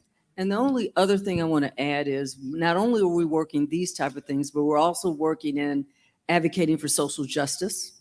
So for example, to impact the maternal health piece, we're looking at some of the bills that are going on, and we're working with the Omnibus Act, where we're sitting and writing letters saying, you need to approve this because this is going to help the health and wellness of maternal health care, especially for minorities. So besides these organizations, we're also looking on the social justice side, which I think is important as well. Before we take questions from the audience, we have one more burning question for our panel. And we've talked a bit about reproductive health in men, but sexual abuse and violence is also a critical issue that's often not thought about in terms of reproductive health. But the impact, for example, of rape may include unintended pregnancy, sexually transmitted disease, HIV infection, miscarriage, and other health care issues. And African-American women are disproportionately impacted, with over 18% experiencing sexual assault within their lifetime. Hypersexualized depictions of women of color, particularly Black women, have been around since the 1400s and have manifested themselves in our culture. The myth that Black women are vessels for sexual desire has been used to justify enslavement, rape, forced reproduction, and other forms of sexual coercion. What can D9 organizations do to address this sexualization and current images of Black women in the media, TV, social media, music, and movies? You know, that's a tough one because what you said are facts, and it's true. That's how we often look at our women and as us. And I would say that what Brother Lonzer said was a good start, because I think if we lead the way in saying what we're going to accept and what we're not going to accept, how we want to be treated, how we're not going to be treated from the woman's side, and lead that way there, that's the first step. But then we need our brothers to make sure that they're also supporting us and treating us in the way that you should treat what I would call a lady. So those things, I think we have to start by doing that. And that's from our undergraduate side to our graduate side, all the way through, because it makes a difference. I would echo that from the standpoint of Brother Lons. I think you said it well in terms of the brand. So making sure we start with our own brand, which we know could use some work sometime. Let's just call it like we see it. If we walk in the footsteps of our founders, and if we truly are their wildest dreams, what does that mean? How does that mean that we show up? And it doesn't mean that we show up in such a way that it degrades our brand, but that it continues to build up our brand. And we will, like you said, Sister Nanette, lead the way and lead by example. But education beyond not only our members, but with our communities in terms of the importance of making sure you can even recognize domestic violence, making sure that there is an opportunity for those to feel safe to be able to address it, whether it's domestic violence, other types of issues that are facing us. We need to make sure that we are providing that education. And it truly also goes back to that advocacy and social justice as well, in terms of fighting for laws that are much more stringent than they are now. And again, educating on those as well. You know, I thank you for your words, Sister Elsie. And I want to be, well, first I want to preface by saying it may seem like I'm coming down on our young generation brothers. You know, I was where you were 33 years ago, 35 years ago. Thought I was cool. All the waves were working. You know, 6'4", could dunk a ball and was smart. I mean, it was a pretty nice mix. But I know that there's more to us as fraternity men. And all the old men that are laughing are remembering exactly what I'm talking about. But on a serious note, it is very important to understand that your image as Black men is important. I'm not saying don't have a good time. I'm not saying don't be fashionable. I'm not saying don't go out here and kick it, because you got to go find your love of your life. She's not going to get you if you look in square unless she's square. I don't know. But what I am telling you is there's a responsibility with how you carry yourself. And the same goes with our young ladies as well. You know, I'm not here to run any male or female down. But many times we are so caught up in what's popular that we forget the core things that some of us even learned when we came into the organizations that we joined. Alpha Phi Alpha teaches their Sphinxman. As a Sphinxman, I will uphold high scholastic standards, high moral character, brotherly love, personal progress, loyalty, and the respect of womanhood to the best of my ability. I learned that 37 years ago as a Sphinxman, right? But we as organizations, and I won't lecture to our sisters in the sororities because I know they do their thing, but we all have to make sure that the standards are upheld and that what's on the line is understood. Your reputation and your character and your integrity means more than what you look like. More than those $450 pairs of jeans that are ripped up that you want to put on. But don't be bad because I'm wearing a $400 tie. I'm not guilt-free, right? I'm just pointing out that let's make choices that uplift our community together. Let's teach each other to respect. This is why the fraternities get together, so we can have mutual respect, because the Black community is looking to us and the Black men are looking to us for leadership. Because he wears Kappa Alpha Psi, because he wears Omega Psi Phi or Phi Beta Sigma, or Iota Phi Theta, should I disrespect them? It's ignorant. If anything, we are about lifting up Black men. In our history, in our first meeting, I shared with the brothers that were in the room. When Omega Psi Phi was founded at Howard University, our Beta chapter president sent them a letter congratulating them before being a part of the new world of fraternities. That is the spirit that we should work in, brothers, in this next 100 years. And I know they were teasing the Iotas and baby brothers, but one of your founders is here. That's what I'm saying. You all are living things that we can't live now. You cherish your founder. Y'all, he better be in here for free. And you lift that man up because you all stand on his shoulders. I'm not telling you anything you don't know, but this is what I'm saying. We take so much for granted as this great group of the Divine Nine. I'm very proud to serve with the distinguished presidents. And when I see women of Zeta Phi Beta, I know final womanhood. I know that the pretty puppies, the pretty poodles, I can make a mistake. You messed up on a word. Can I do that? Hello? Thank you. It was not a disrespect. I have all my lexicon and I don't keep Sigma Gamma Rho in my head. Respect for womanhood is a principle I'm of doing Alpha it. Phi Alpha Fraternity Incorporated. Indeed. That's what I heard. You did. But or our cause speeds on with the Sigmas. I mean, all of our history is rich. So let's lift each other up. And I'm lifting you up, sis. Trust. I just want to mention one additional thing, and bringing this back to center, y'all. Let's bring it back. That we can all do, and that's really promoting positive images in the media. If we keep having in the media the negative images, not the negative images, the violence and all that, we can collectively promote positivity in the media. Part of that is being in the rooms where the decisions are made in terms of the films that will come.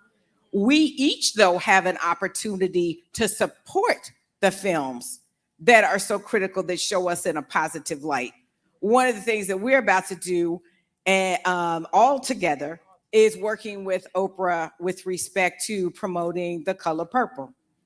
Now, The Color Purple goes through a long journey, but it gets to triumph. It gets to overcoming. It gets to so many things that are critical and important. So that's something that we will be proud to support. But we have to continue to do that for, again, the other positive images, because we can make a difference at the box office. We don't have to support the negative images. We do have to support those that show us in a positive light, and we truly can make a difference that way as well. Add one thing to that, because I'm sorry. Okay, just the one thing I want to add to about the positive images. When we are asked to represent who we are, make sure that we show service first. Because we do so much with service, and they don't always know that. But they know we can step, they know we can stroke. That's nice. That's our fun. And you do need the release. But service, the impacts that we make to our local communities, our global communities, we need to let everybody from all over this world know we're phenomenal. But they don't know us for that. And that's part of changing our brand. Service is the key. My sisters in Greekdom, if abuse has been a part of your experience or has been in the past a part of your experience, let's apologize now, because that's been a part of your experience. You haven't been acknowledged. Some of that is self-hatred.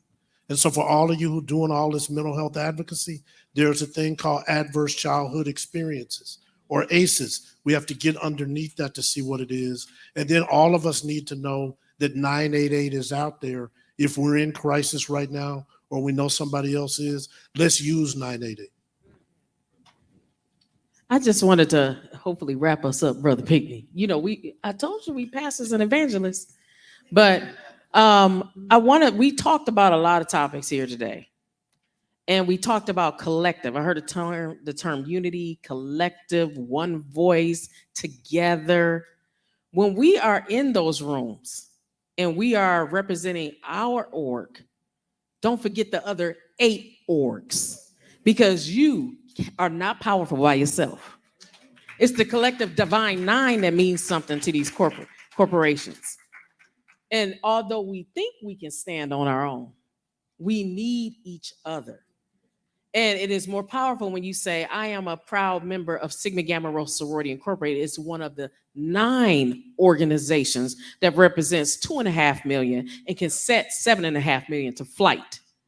That's more powerful in a space than talking about your solo spot. So when you're in those corporate tables, you have the ability to influence, Bring the full Divine Nine collective to the table. If a corporation wants to partner with you, they should be partnering with everybody, because now you only tapping into this little space. You're not thinking about the power of the whole. So I'm just going to challenge us to think like that. We think like that as a council of presidents. We have people come to us and bring the idea. We all have a choice of whether we want to buy into that particular program, but we do all have that ability to have a seat at the table. And when it comes to our wellness, Brother Pigney, I'm wrapping up. We have now started talking about our own wellness at the conclusion of our calls, right before Dr. Grant prays. That's our honorary chaplain.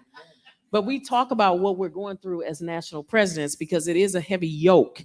And I want us to remember that for your national presidents, it's not about the hand claps. It's about the power and our impact. That's what we go to sleep thinking every single night across all 9 organizations.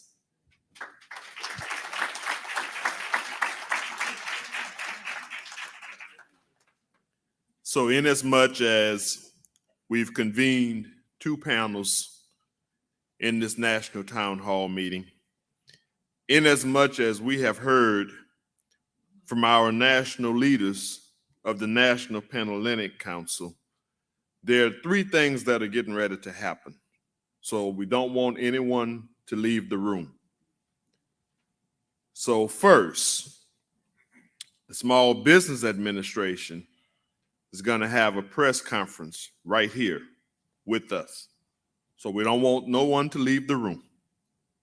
So we want to make sure everybody understands that. Town hall. Thank you. Secondly, the social action chairs, would you all please stand?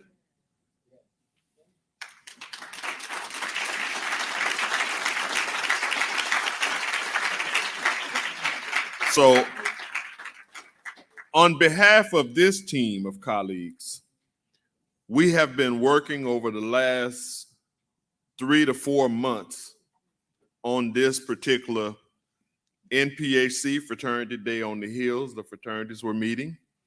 And then our sisters joined us when we started working for the National Town Hall that you've just had a part, where we brought the sororities in. It has been a collaboration over those days, weeks, throughout the nights. And we used to often joke around that a lot of times we were having late night calls after a long day at work in our professional lives. But the camaraderie was that we were all united. United, we stood. We stood in support of our national leaders. So we want to thank you all for the opportunity to allow us to serve you. Thank you all very much for that.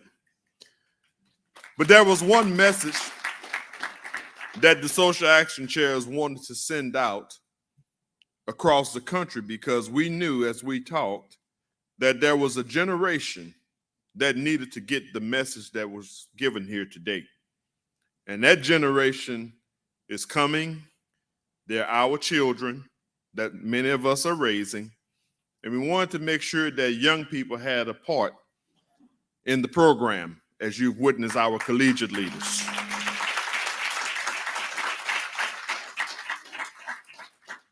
And early on Saturday morning, I rose from what I call a wonderful dream. The lyrics of Lift Every Voice and Sing serves as a reminder for Black Americans that each generation has had to lift their voices along with those in our communities to demand and protect our human rights. So we pay tribute to James Weldon Johnson, born June 17, 1871, for writing these words. And then I heard a fine gentleman, our 26th General President of Alpha Phi Alpha, the late Dr. Ozell Sutton, who was asleep at the Lorraine Hotel on April 4th, 1968, in the room next door to Dr. King's room. And in his reflections about that day, he said, history keeps us grounded that the bullet killed the messenger, but not the message. So he left us with a charge to keep. And in reflection of our history, my spirit moved me from my colleagues that these historical icons could easily tell all of us that we have a continued commitment and a love for country, and now we have a charge to keep. Lift every voice and vote till earth and heaven ring. Ring with the harmonies of liberty. Let every voter rise, high as the listening skies. Let our vote resound loud as the rolling sea. Cast your vote, full of the faith that the dark past has taught us. Cast your vote, full of the hope that the present has brought us. Facing the rising sun of our new day begun, let us vote till victory is won. That is our charge to keep. The vote, the ballot box, is how we save democracy. Thank you all. God bless. We're going to ask that our presidents go to the holding room